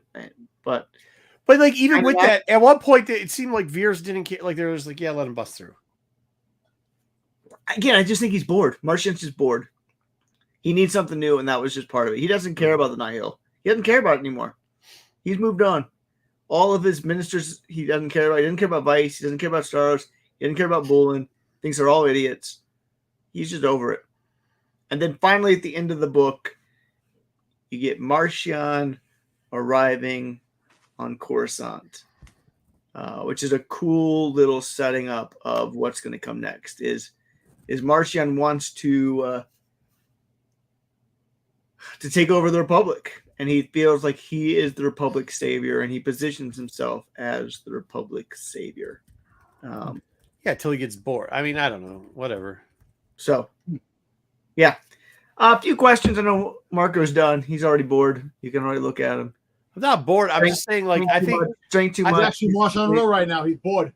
Yeah. No, it's not that. It's I don't want to spoil it like this. Like Wayseeker's trying to give the best nuggets to make it sound better than it was. This book was a mid book. It had a lot of potential. It was a mid book. Once again, mid book had a lot of potential, but the stopping of the action parts and overwriting, the foreshadowing that started very early and then took forever to get to. Which I mean, they teed it up there and was like, okay, well, this is going to happen with Porter, and okay, this is what's going to happen with, like, when he says Martian had enough, it was one third through the book where he says, this shit's stupid. It's like, wait, then why are we even having fights? Why is there even a zone? Like, why? If it's so stupid, if you don't care, the only reason you're keeping her around is because you're banging one chick and she doesn't really matter, and Vice, who gives you don't care about him or her at all. She's just somebody you're like, okay, whatever. And then you get the psychopath doing shit to kids, and you're like, yeah, I guess they're my ministers, but I don't care if they are or if they aren't. You know what I mean? Like, then it kind of feels like a waste. And then we get then right as we think we're getting some type of action, or maybe at least getting a little bit more in depth on the plight, which, by the way, all they really did was just combine the Nameless and the Dangrier together, which is like, okay, well, this is kind of like, why didn't you just do this in the first place instead of having either the Nameless or the Dangrier? You just could have had this thing as the ultimate power bad or whatever. I don't think it is the ultimate power bad to the Jedi. And it'll be really fascinating to see how Martian weaponizes it, and if he can weaponize it the way he thinks he can weaponize it. Well, the answer to that's probably he can't, because they're gonna have to stop it somehow. I mean, I don't know. That's one of the questions I have here. I mean, your overall impression, we kind of got into this. It's mid. I thought it was good. I think the Avar stuff was the weakest part of the book, but all the other storylines I thought were really strong. I thought the fight scenes were great. I thought they were, but they were a little bit like if you just cut it back a little bit, it would have been great. That's why I'm saying it's mid. It's not terrible. It's just mid. I thought the Nameless stuff was pretty cool throughout the book. The Nameless stuff was good. Like the Drengar weren't awful, actually.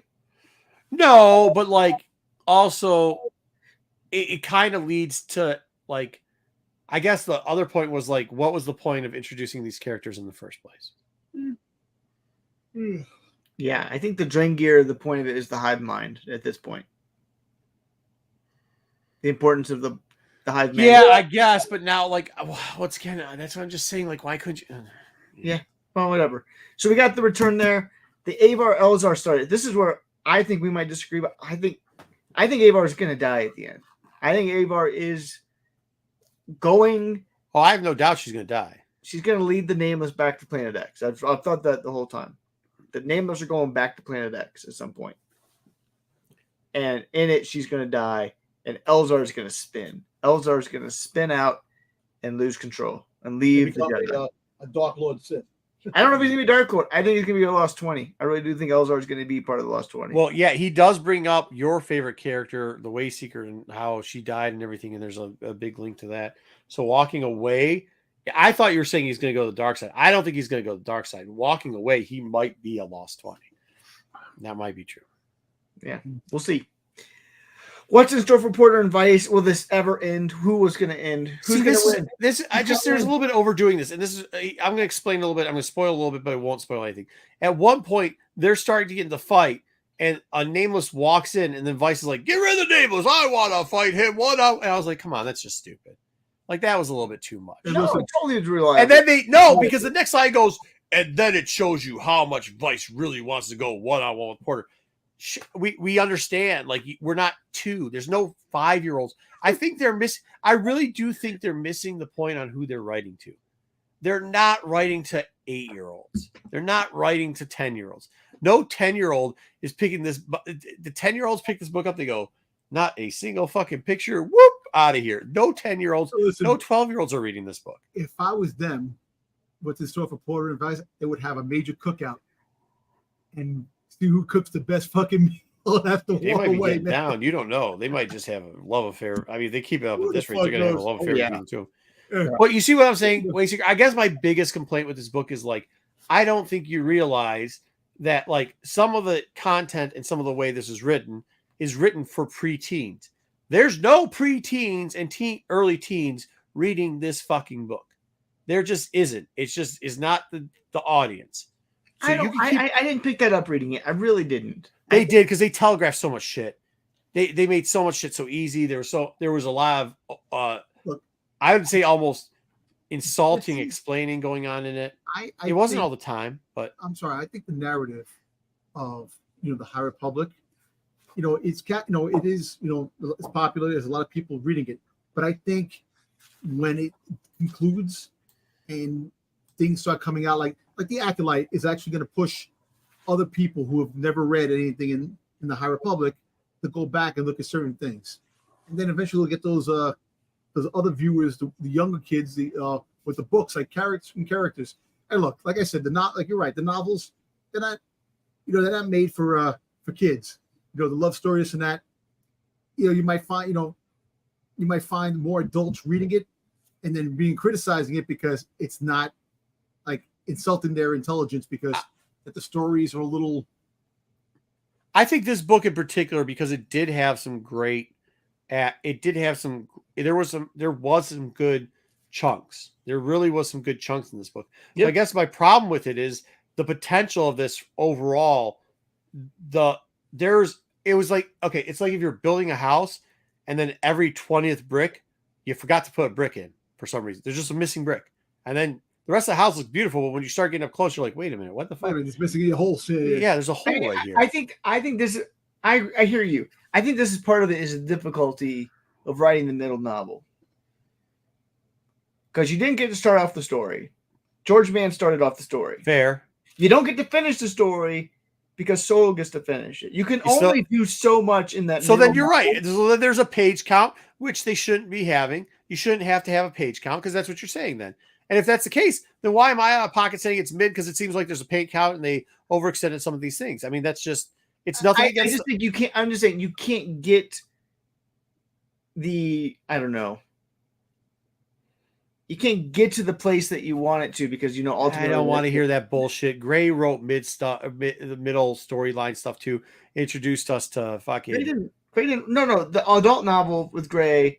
It wasn't Gray. She did the final one. She did that's in this series. I'm talking. She did the one where she gave us what's the stone? Where she introduced us to Holly, Hal Farrell, whatever.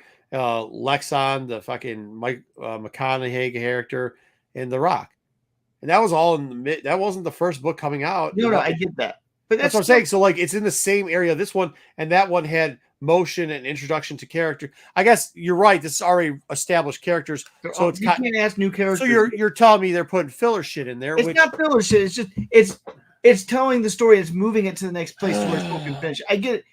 But we only have one book left, and that's my. But what I'm telling you is like this is a 100-page book they could have done. No, I don't agree with that. There's too many characters in that. You deal with all those characters. You're dealing with 40 characters in this. You don't have to deal with all 40. That's what I'm telling you. We don't have to hear that we don't have to hear that fucking. No, hold on, dude. Hold on. Come on. If you're gonna do this, let's do this. Ezra Man, we don't have to hear that he had a relationship. We all knew that relationship because they keep playing it up all the time. We didn't need to know that he made a fucking crown for her. We didn't need to do the back and forth of that. So there you go. Cut that 50 fucking pages right out off the bat. It's like 4, but okay, it's 4. No, it's 25. Okay. No, the whole thing is 25. That's all of it. Like all the love scene. Cut it all out. Cut 1 page. That's saved herself 24 pages. Number 2, when you're getting into the Porter stuff, don't double explain. Actually, too, when you're getting into the Grain Gear stuff and the plight, you don't have to double explain. And when you're getting into the Marchand Rowe stuff, that whole chunk of Marchand Rowe and the homegirl that you like, what's her name? Staros, but the older one. Yeah. That could have been a paragraph for all when they kept going back and hitting it up because they already telegraphed and said stuff in the beginning about the Drain Gear, about the plight, about that, and then came back to it, touched on it for a second, but had to give the lead up to it for fucking 10 pages, whatever it was. It's 7 minutes, so whatever you can, whatever. Even if it's 1 page, you had to go back and touch it again. And just finish it. Just finish it. Just finish. Stop extending it so much. Just finish it. And if the book turns out to be 120 pages, well, then sure as shit, we're still going to pay $24.99 for it. So send us the 120-page book. We don't need every book to be 365 pages because you need to have a page count. And that's what this book felt like. And by the way, if you need that, then make that fucking 42 font like all of us in college when we had a research paper and turn that bitch in. Double spaced. Not mind you. But that's what I'm saying. Like, I want to jump in to clarify something real quick. Was that Marco saying he didn't enjoy flashbacks in this book? That's not what. No, that wasn't. Yes, that's exactly what he said. That's the kind of sound. No, that's not what I said. No, it wasn't flash. No, that's not what I said. It was just there was no flashbacks. It wasn't flashbacks. Okay. What I'm saying is they would tell you something like not so in your face punch you with it, like not say the words, but would give you the scene, and in the scene something would happen, and then 2 chapters later they would then tell you, oh, hey, this actually happened. And you're like, yeah, we know. We read it 5 chapters ago. And then they go 3 scenes later and go, hey, remember when this happened? And you're like, yeah, fucking, it was only 40 pages ago. We didn't forget. We don't need you to keep diving more into like that callbacks shit. Than flashbacks. Yeah, it's callbacks, not flat. Yeah, but callbacks to stuff, or like, hey, this is going to happen. But callbacks hey, to remember things when you we knew. told you? Yeah. What's that? But it's callback to something you already knew. Yeah, we already knew it. Like, but okay. Like the whole plight thing with Drain Gear, and it was good. I'm not saying it wasn't good, but like we're burning pages now. That's what we're doing. We are turning in our senior thesis and going, shit, I'm 22 pages short. Let's double space this, get the font a little bigger, and then rewrite stuff and go in a circular motion where we're literally circulating. Huh? Yeah, 13.5 font. I know. Yeah. Well done. 13.5 font. Right. Get that And extra that's what later. I think you could have cut about a third of the book, or maybe not a third, a fourth of the book. I think you could have probably cut a fourth of the book, and I think that's all. And I thought if they would have done it, it would have been an excellent book. That's all my. I mean, I know whatever, but like I was telling Ports where they could cut it, but like that's all I'm saying. If you do that, it goes from a mid book to a damn good book. That's all I'm saying. I just think it's really hard to write that mid book. And I think we're saying two different mids. I'm saying the reception is mid. You're saying a middle book, but it's not. This is not a middle book. This is like, hey, we got 0 outs. We're down by 2. I need a runner on third, and you gotta hit a triple here. You gotta do something. You gotta set it up. Your next batter that's coming up is your home run hitter, supposedly. And she did set it up because you got to the end where she set things up where. Now you understand. It felt more like they're out there checking the pitcher for shit on his lid, and then they're saying, "Hey, wasn't that a balk? Hey, can we go to the camera to see if that was actually a pitch across the plate?" That's what it seemed more. No, I mean Martian's taking keeps a little grease under the ball cap there. Yeah, Martian's learning how to weaponize the pitcher. Martian's learning how to weaponize the blight, so that he's able to then take control of everything. And then we know he doesn't take over Coruscant, so that's that's how he fails. He finally fails. I mean, that's the last book, right? Yeah, but hold on now. There's one. Hold on now. Let's pump the brakes too. They made a huge deal. It was the hugest deal about this wall, right? About the exclusion zone. And I was like, yeah, fuck that. I don't care. But then they put it back up. He changed but I don't know, man. He's like, I don't care you got through because I can just change the key and now you can't get through again. Yeah, but I think he's not that he can care. He's like, you got through once. Whoop-de-doo. I'm not going to worry about it because I can just do this.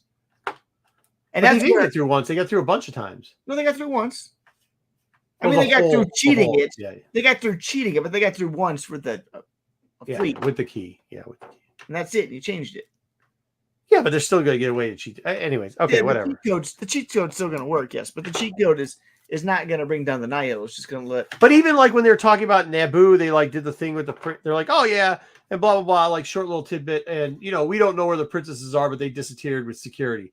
And then they spent 2 chapters later talking about how they're still on the planet. We know this, but it's like, well, we already knew that because you gave us that one. Like, why give us the sentence like we don't know where they are because security whisked them away? Well, then fucking we know that they're not captured. So then why do we go, 20 pages later, or well, it's more than that. But why do we go whatever pages later and then we get into that? Like, who cares? It didn't make a fucking difference. Who cares about the princess of Naboo? Like, what the fuck is this? Yeah, that's what I'm saying. I'm not disagreeing with you there. I think the hard part for me is we talk about pacing, right? A lot in Star Wars shows. Yes. I'm really worried about the pacing of Phase 3. Agreed. That's why I say this book didn't help. I do think it'd be fine. I think the hard part is Soul's book is not coming out for 9 months, which makes it worse. And that I don't think that's not her fault. But it looks like a filler book now. It looks like she just wasted all of our time. 9 months. And I know you want to. I know she's new and she's young to the space, so you try to put the kitty gloves on with her and you want to give it. But then somebody's got to say they screwed her. Okay, it's either she wrote this poorly and spaced it out wrong. And by the way, we can have misses. Damn, we love Scott, but he's had some misses too. Oh, for sure. So can we? We've all had misses. Even they had misses. Yeah, we can all have. Well, Soul's had more misses than hits lately, but no, for sure. I mean, saying everybody. I mean, Gray's my favorite, and there's one book where I am overly complimentary of it, and it's close to being a miss, bro. I'm not gonna lie about it. It's a but what I'm saying is, so we can either say this is a miss or they took a swing at. But it seems like they gave her a position to do a filler book, not a setup for a Grand Slam book. It looks like they gave her a filler book, and just like, hey, dude, who cares if you get out or if you don't get out because the big hitter's coming up next. And he's going to Grand Slam this bitch. So if you make the base or you don't, it's not going to make a difference in the game. And yeah, I mean, that's unfortunate. So I'll give it to you. I'm not disagreeing with you that I don't. Phase 3 is a pacing issue, and also it's just not as it doesn't have the draw of phase 1. Like the occlusion zone was all the first part of phase 3, and the occlusion zone was kind of interesting because you get the wall and you got some. It was, especially with expansion and whatever. It was. Yeah, it got kind of interesting, but at some point that isn't interesting anymore because they didn't use it right. And now it's going to be the Blight. We're going to get the next 2 books. I guarantee you are going to be more explaining the Blight. Because what else are they going to do until we get an adult book? I know, but what I'm telling you is like how cool it would have been if they could have actually made intersections into the exclusion zone. That's exclusion zone versus exclusion zone, and now they're trying to take over this area. And some of it now planets are occupied by Nameless, and they can't. Like first off, they've made this whole phase has made the Nameless fucking inept. Because who the fuck's scared of Nameless anymore? Nameless were the big bad nightmares, right? They literally, I'm not making shit up. They literally had them in the book. It's a song to scare children. It's nightmares, bro. They are Baba Yaga. But at some point, you have to. Yeah, I mean that's the hard part. You have to find a way to neutralize them. I understand that, but they didn't neutralize them. They neutered them. They forgot about them. Yeah, no. Well, fucking Jedi don't get any Jedi could just fucking walk in and do whatever the fuck. We know that's not true from this book. They get pretty. But they don't. But that's what I'm saying. But this book, but just another book in a comic ago, we had Jedi. Yeah, just comics have done worse with a Nameless. We just have them walk up, going like, "I'm not scared." I've already felt. We got 2 twins that didn't die for that shit. Skier's fucking running all. They have a whole section of people. So how am I supposed to be scared and believe in the Nameless in this book? Because I was saying it. Porter Angle, all of a sudden, this badass motherfucker. When you got lesser Jedi that don't give a flying fuck about the Nameless, because with the twins, let's do this. The twins, not exactly the pristine. They're not Porter Angle level Jedi. No, but those motherfuckers, huh? So they're not Grand Masters of the Order. No, but those guys. They give 0 fucks. They're like Nameless. Blah. Who gives a shit? Fuck those guys. We'll kill them. But then you got Porter Angle, which, by the way, he did have a lot of cool things in here and was the badass we were calling for. Yeah. Because you could say whatever you want about Soul writing him. Soul writes him like an asshole. Okay.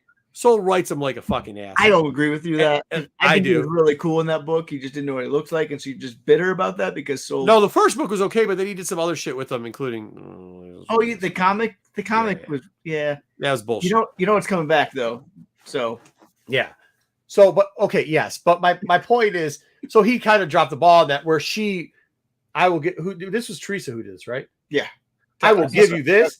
And I think that's the disappointing part. When you see some of that shit that's going on there, you're like, why can't the book be this? No, why can't the book be this? I wonder if being, because you kind of said that, they kind of stuck her with, the middle book here. I wonder if that's a But it's not the middle book. Don't let him do that bullshit. It's not. It's the book before the last book. It's the setup book. Well, it's the second adult book in the 3rd phase. Yeah. But it's still the setup book. It is the middle book. Okay, so they're stuck with the setup book. But either which way, my point is the fact that I wonder if that and even the subject matter in general or something along those lines is more assignment than it is choice, if you get my drift, because she wasn't part of the original we don't have to planning and I absolutely agree with that. Yeah. Absolutely. Okay, then but that's what I'm telling Wayseeker. Back up, because you're always getting protective over some of these authors, and just say it's mid because they gave shit. She's got to do shit. I actually don't think it was mid. I just think you're right. You could have cut some stuff. I actually really like how she did with these characters. I really like how she did with the Santika. You're saying that's Wayseeker. You're saying the book's mid. You're admitting it's mid and then going, but I won't call it mid. No, I don't. Come on, get out of here. I don't think it's an A+. It's not a C. It's like a B. It's a B book. It's a 13.5 font, bro. There's nothing more mid than 13.5. Oh, my word. My word. Huh? Yeah, there's other books that have been way more 14. No, they've been worse, and you won't admit that they're fucking horrible. That's the problem. Your lowest grade is a C. Yeah, if you bell curve that bitch to the C, then sure, this was a B book. But if you have the ability to look into something and say, hey, I appreciate your trying, but you fucking failed. Be better next time. Then this is a C book. Yeah, it is. It has large chunks. It's not that bad. If you take out the Avar stuff, this is probably close to an A- book. No, if you take off the Avar stuff, it's B, maybe B plus. But what you still have to do is clean up all the bullshit where you're just wasting pages.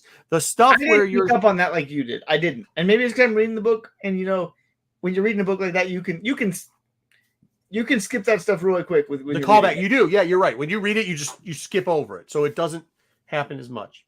Totally possible. Well, when you're reading it, but when you're listening to it, you can't skip it because you don't. Because your eyes just naturally just skip. Yeah, yes, I agree with that. But I'm telling you, like in this book, it was too much of that, and it was like we didn't need to do it. It really felt like she had.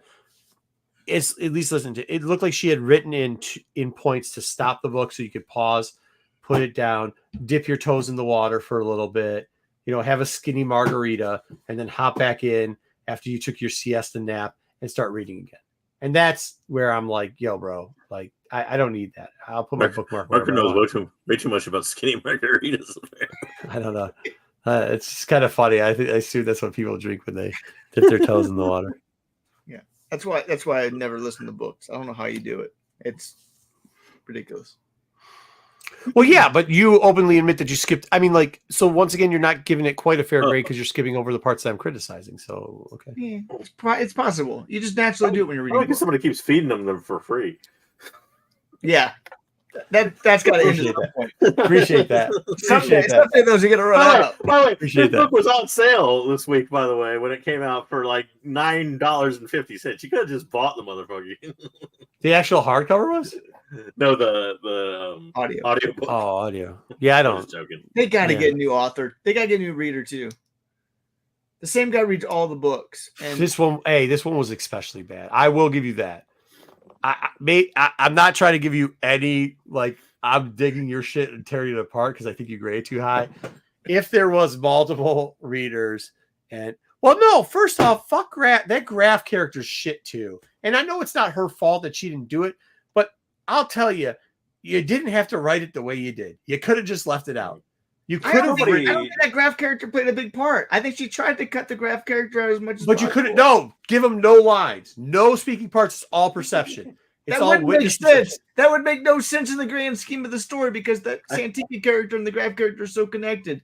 Because they're at that part, I'm talking about the random parts where they're going through the walls and he says like 4 words that he didn't need to fucking say, and they're like, "Yeah, nobody likes Graph," and then in the background he's like, "Why does anybody like me?" It's like neutered that character as much as she could. Huh?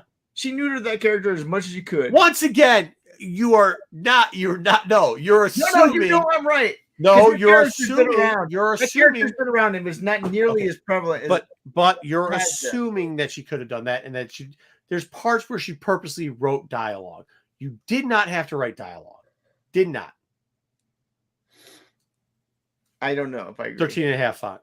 Anyway, that didn't bug me nearly as much because I really like the Santika character. Dude, I'm gonna play after this goes off. I'm gonna go back and play like just one part of the talking. It's gonna annoy you so much because the guy that read it.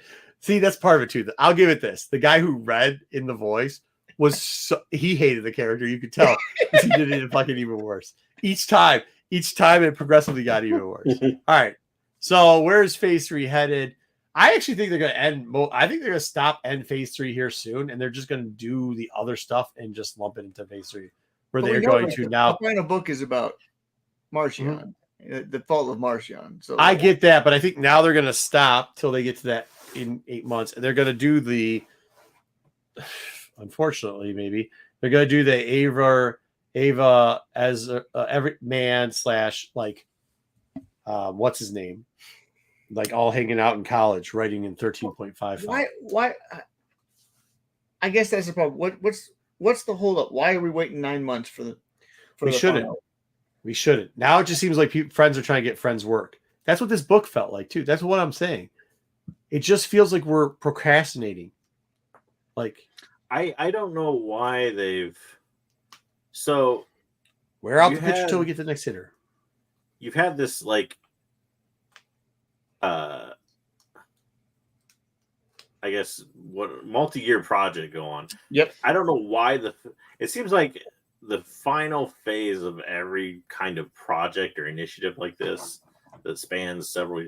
They always want to drag out, and it happens in movies and every form of media too. They want to try to pull out that last thing. Why, I don't know. It's not like less people will buy the book if it comes out only 5 months after this book as opposed to 9 months after this book. And it's not like the work isn't done.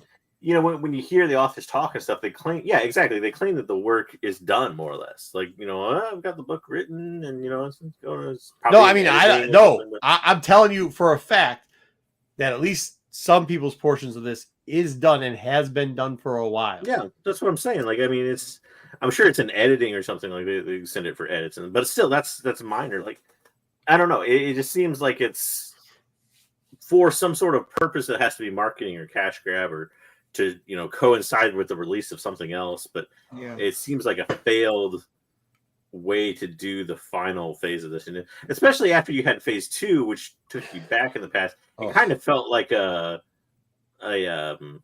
hiatus in a way from phase 1, and now we've kind of picked it back up. But can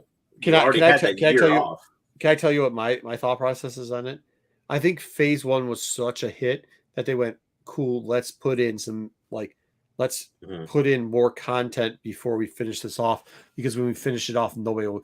It's kind of like how we said about the make a second print for the independent books before you get to the 4th, because you see a lower drop off in 4th. Same here. They're like, wait, when the cycle gets done with High Republic, maybe we won't have the spotlight anymore.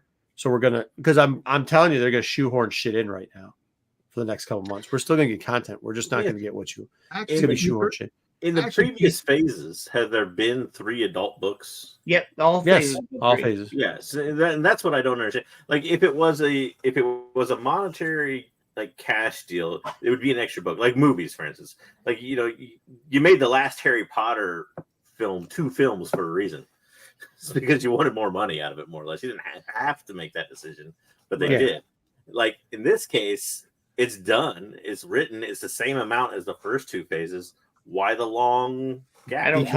Because I think they think when they put the last adult novel, it closes the door on the High Republic, and they'll have to hold on. I know, but it doesn't. Yes. They're but I'm saying it. Well, under publishing, it does. But if the door's still open and they don't release it, then they can shoehorn shit in there. And I have a feeling that's what they're doing. They're about to shoehorn a bunch of shit in there. Well, what sucks? The whole thing that sucks the most is that the first phase, I know that in a way it started a little slow, but then they really picked up and took off. But then when they dropped off and they went to the second phase, it took the steam out of the first phase that was steaming along, which they should have continued. And we would have had better stuff. I actually think they should have waited to go back and not go phase 2. Yeah, but then I think you're partially right. That they just couldn't do it.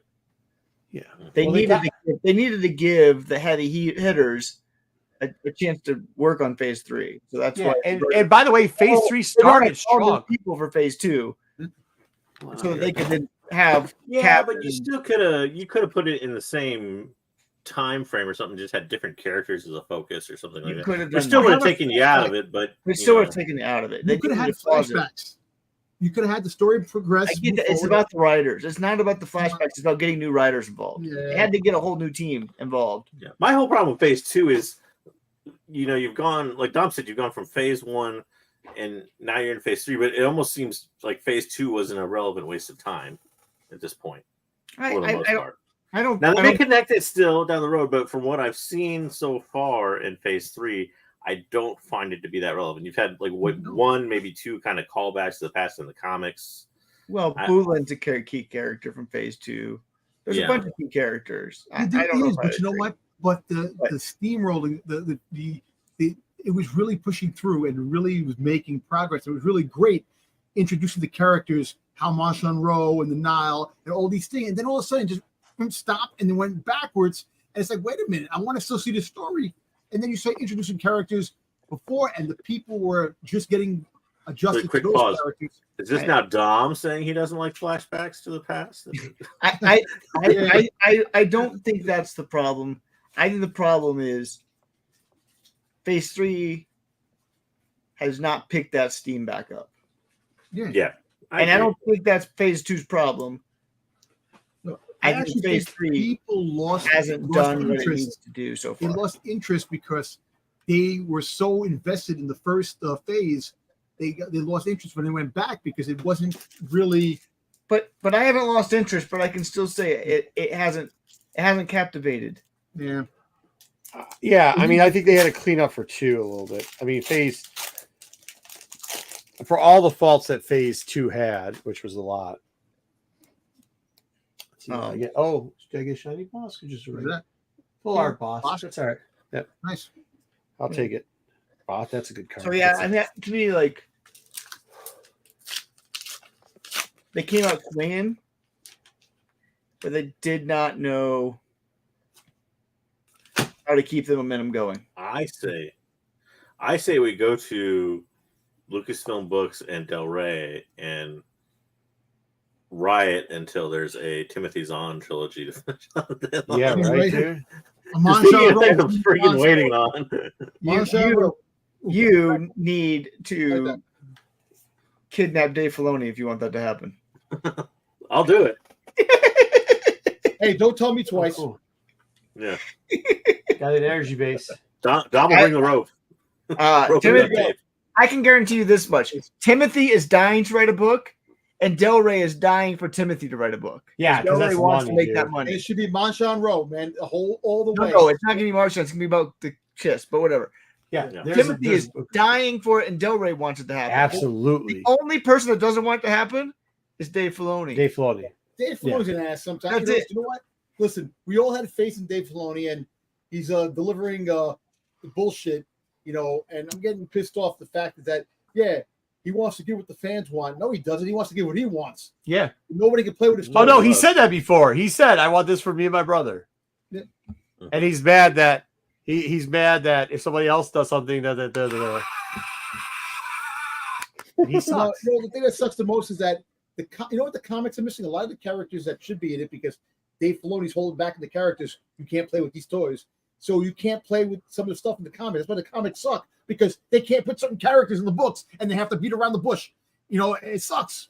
Well, I mean, I think also, too, people are worried about doing stuff because what happens if you spend a lot of time doing things and he just undoes them? And he does what he does. Johnston. Yeah. Where your book basically just gets rewritten by Filoni. Yeah. Dude, I'll be honest with you. If I'm E.K. Johnson and I see that little midget, I'm punching him. Like, because what he did to her was just, professionally, that's very disrespectful.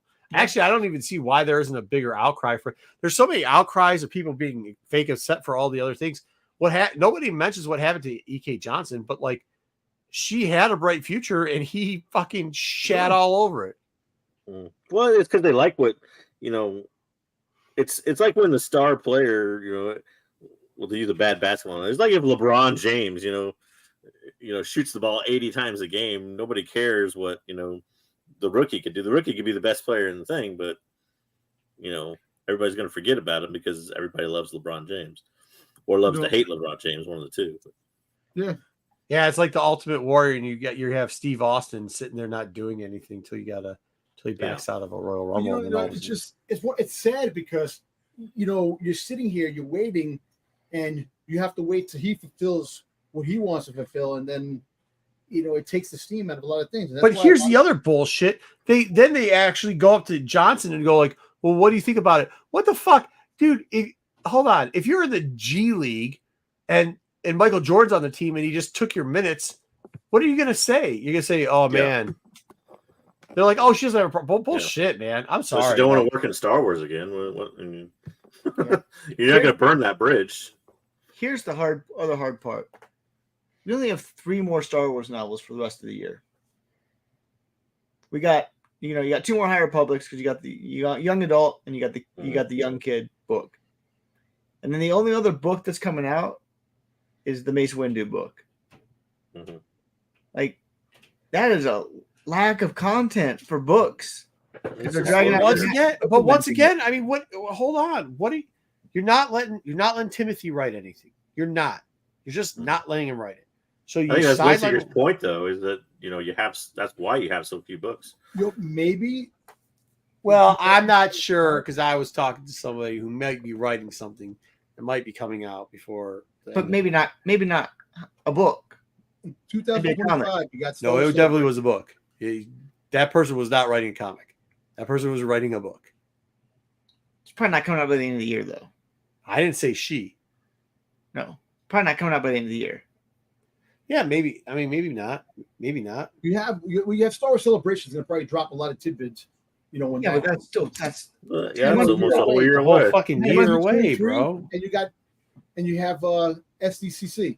But you know what? They usually do drop a book right then. It could be what if we get a strict audio book because they like to throw those fuckers. We will get an audio book at some point. Yeah. Yeah. Audio original. At some point. But that's what I'm saying. I think they're gonna pigeonhole it. But you're right. You've taken 3 of your best writers because I don't know, whatever, but Ray doesn't have anything on the books right now. Timothy doesn't have anything on the books coming up right now. And E.K. Johnson, after she did the Padme thing, which everybody was raving about, and fucking little boy got butthurt and then ruined Ahsoka, doesn't have anything anywhere close to on the Star Wars books right now. So, who are you gonna have write shit? I mean, I think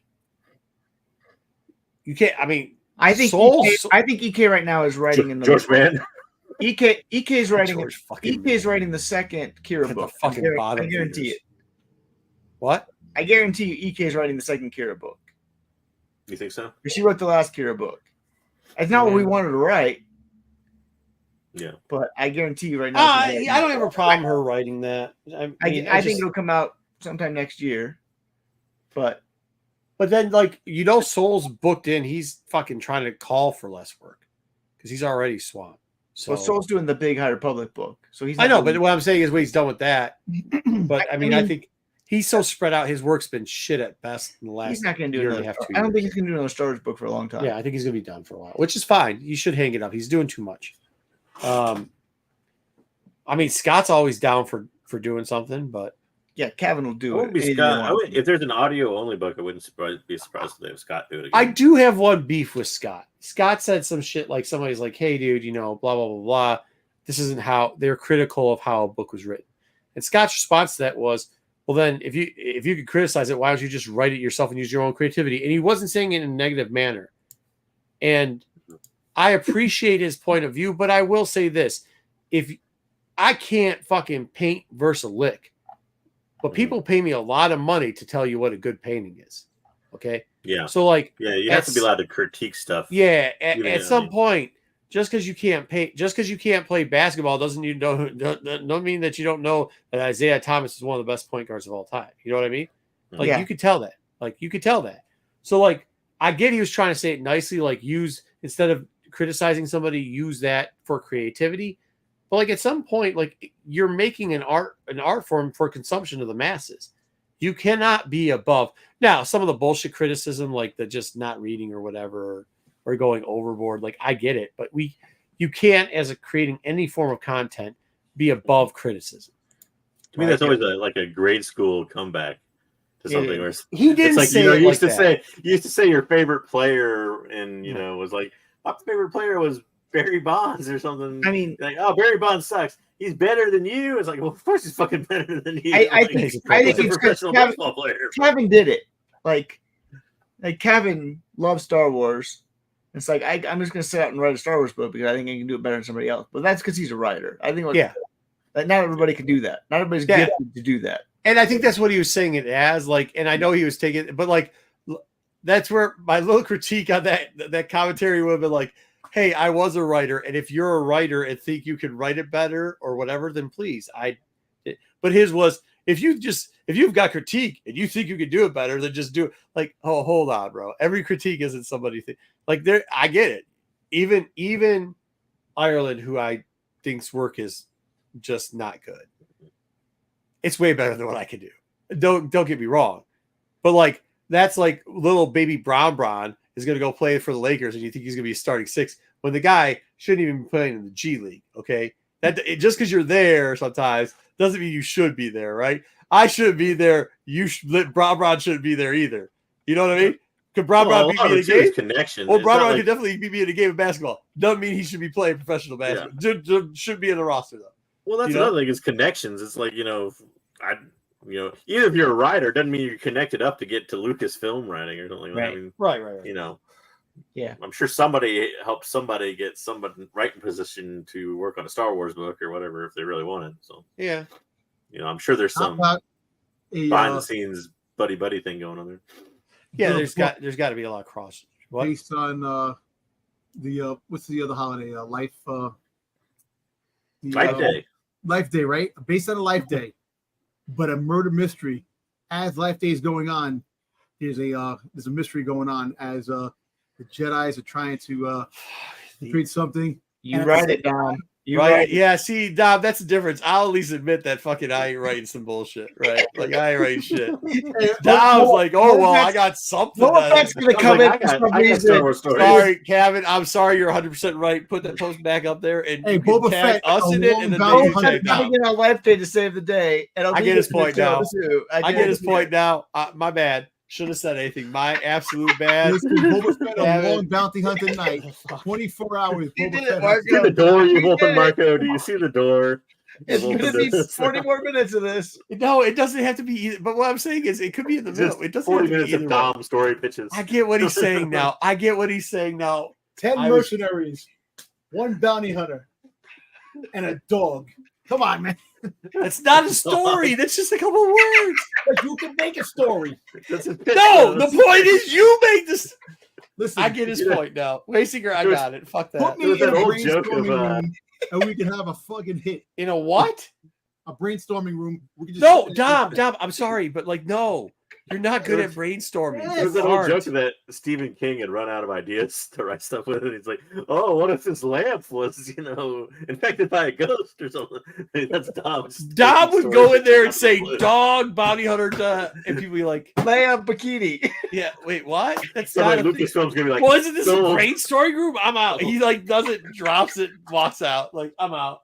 Greatness. They're like, who was that Greatness. Man? What does that mean? You can have what is that guy doing here with a Twi'lek looking for a slave Leia outfit and trying to find the right one, and then something happens, breaks out. Come on, man. Something happens. No, that's the point of the brainstorming. You got to figure out what happened. Just saying that somebody's gonna be like, how close is he related to Lucas?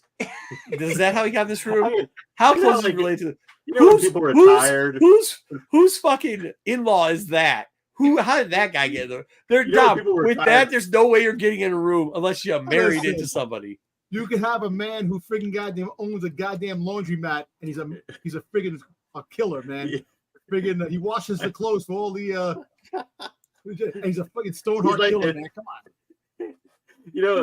People retire to Florida and all that, and they kind of they settle in and they kind of find a second job or whatever because they're bored. Yeah. I can see Dom working at Galaxy's Edge down there in Florida when he's retired or something like that, and just talking to some cast member. He's bartending. I had a Star Wars story planned once. Yeah. No, he's the bar back, and he's just filling the ice tray, going, "Listen, listen to this story I had. I pitch it. Bounty hunter. The person's like, my kids, fucking this vacation is costing me $20,000. Ghost buddy, and then just go like this. They're like, could this bartender make my drink faster so that the guy filling the ices doesn't talk to me anymore? That's a good point. Good. Yep. Sounds good. Sounds like you got it, buddy. I'm just gonna say we're gonna have a huge lull in Star Wars content coming good. up. Yeah, we will. 2 months from now. Fall and winter is gonna be. We'll have some huge. TV it's already happened. Have you looked at the FOC? I know there's no comics coming out. What comics are we excited about right now? There's a couple High Republic minis that look good. The Inquisitors looks good, but Jango Fett's actually pretty good. But it's done. There's one more left. Yeah, it's done. Yeah, it's done. Mace turned out to be a dud. Mace is done already. It's finished. Mm-hmm. Hey, do you think you got Ahsoka coming out, which none of us are going to read Ahsoka? A new Dr. Aphra comic at the beginning of next year. At some point, they're going to reboot all. I think they're gonna re-up all of them at a #1 at some point. But. Are they going to take a hiatus? We're not going to have any of them for a couple months, maybe. But the problem you got to worry about is who's going to write that Aphra and what type of Aphra do we write? You write Vader Aphra, or we going to write that the Wong shit we just read, which is who knows what we do? Hey, how about they make not the shit we just did that didn't do well? What? Make an animated series instead of a comic book and put some of the fucking characters in it. Tom, Come on, man. we're talking about comics and what we're gonna do in comics here. You can do look. How many more Vader books can you do? I think they should end the Vader series. No more Vader books. That's it. No more Vader. I get that. They got to do something. That's what I'm saying. They got to do something. Well, there's something right now is not doing anything, leaving the two titles nobody fucking wants to read, Vader and Star Wars. Have that continuously going with characters that they fucking use so much. Listen, make limited series for the time being. Do limited series of characters. You know, like Jango Fett. That was perfect. Now go to another character. I get that. Do more I get threat. that. That means you're gonna. But Do that more. means- Hey, Like here, how about they're this? Probably contractually obligated to have a Star Wars run. Also, you can't just do limited series because then you got to do like 6 limited series at the same time. Yeah, you know what they should do? You don't need The Thrawn second one was a big hit. Do a third one. Actually, do a lot of novelizations that you turn into comics. Because people obviously can't read or listen to the verbal one, so make them comics. You could do that, but at the same time, It's like in the You was need the to have 50s when they used to make like You do need Dom. You need at least comics one, out of novels. Dom, you Yeah. need at least Classics one comic Illustrated. in here every week. yeah, You need at least one comic every week. So if they come out every 4 weeks, that means you need at least 4 miniseries. That's what we're having right now. Next week's a miniseries. That's it. I know. I'm just saying.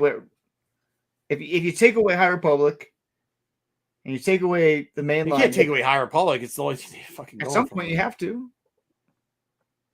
No, that's what I'm telling you. I think they're extending it down the line so we don't have to. That's I don't why know, it's man. so. I actually think comic books right now. You hold off on the books and then come out with the reboot. Look, you're gonna reboot the Star Wars book after Return of the Jedi. That's the next wave after this. I don't know if it will be. Who gives a shit? It's not a guarantee. Who wants to read that? And that's the case. There's no Vader anymore, so you can't reboot it after Vader. You got to continue after The Empire Strikes Back and continue to have a Vader book. At least we'll have video game content. Yeah, we will have video game content, and we'll have. Speaking of video game content, I played in what's the the party next with Marco anime this week. How was Marco in this game? Marco was pretty good. He wasn't as good as me, but he's pretty good. I mean, you play the game like 14 hours a day. Yeah. Listen, Let's I be do not clear play about it. 14 Like hours a you're day. at like level 7. I was also doing. Hey, spoiler alert! I was also doing other things while I was playing at times. So Oh, I always do that. It takes Yeah, so damn long in matchmaking. I I was like, make a oh sandwich shit! by I was the like, Jada's gonna be pissed that I fucking am we not have playing. the My Acolyte guys. until August. Huh? The last episode's in August. The Acolyte. What? Acolyte is in No. July. Yeah. July 17th. July. The last episode. time. Played Yeah. 3 Only 5 weeks. more All weeks. right, then you have in December. You have Skeleton Crew. Skeleton Yeah. Crew. And then after that, what other content do you have? You have Ahsoka Yes, and Andor. Andor. yeah, wait, Andor, but Ahsoka 2 is not coming out until probably the end of next year. Yeah, no. Yeah, it'll be Andor after will Andor. probably come out. Andor will probably Beginning come of the out year. in fall, Spring, probably. maybe mid-spring. It'll be got that- nubs. It'll be that May drop. It'll be that spring drop. No, we're gonna get that what if Lego thing. We're gonna get Yeah. I'd be Yeah. surprised if you don't see another Maybe Visions drop. Yeah, soon. yeah, Visions, Visions right. or another Visions, anime. Yeah, Visions again. Or You even know- another Tales. And another Tales. Tales of whatever. Tales has been Okay. doing very good. I'll say this Tales has real quick been on doing really Hunters. If you're in a Huh? party with me, by the way, just let me pick Reeve. Just let me pick. Yeah, Reeve. that's what he kept doing. I was like, I don't care. I actually Well, no, got the first 3 games I couldn't because they selected Reeve. dude, we kept got. losing. Hey, no, I will tell you this: we got fucked. The groups that we were playing, it was pretty much were terrible. me. It was me and JJ playing, Mhm. and we actually won. We'd win like 1 out of 5, but the people they were either AOL or who knows what or AOL. They were whatever. AWOL. Okay.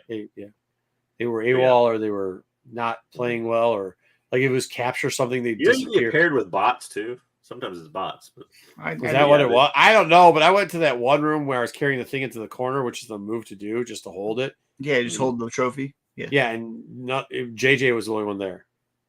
Mhm. It was it. I was Yeah. like, dude, Yeah. where the hell are the other guys? Let me always be Scora. That's my character.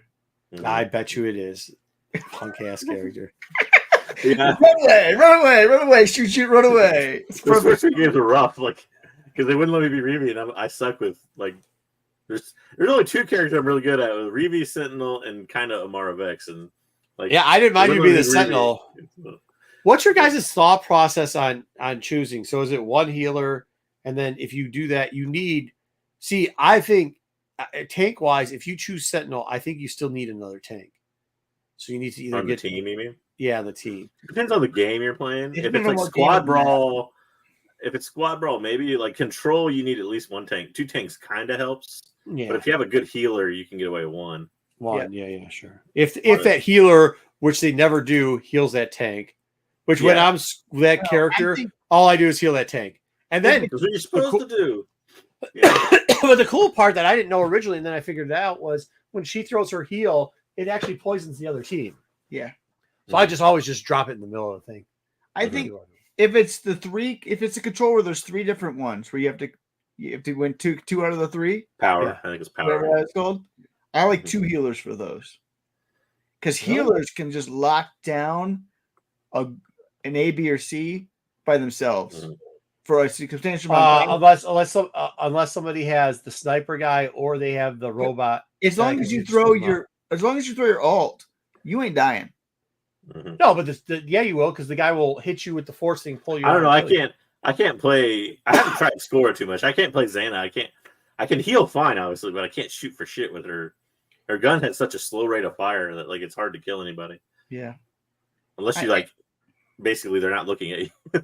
Right. Yeah, Score is the better. Score is the best out of that.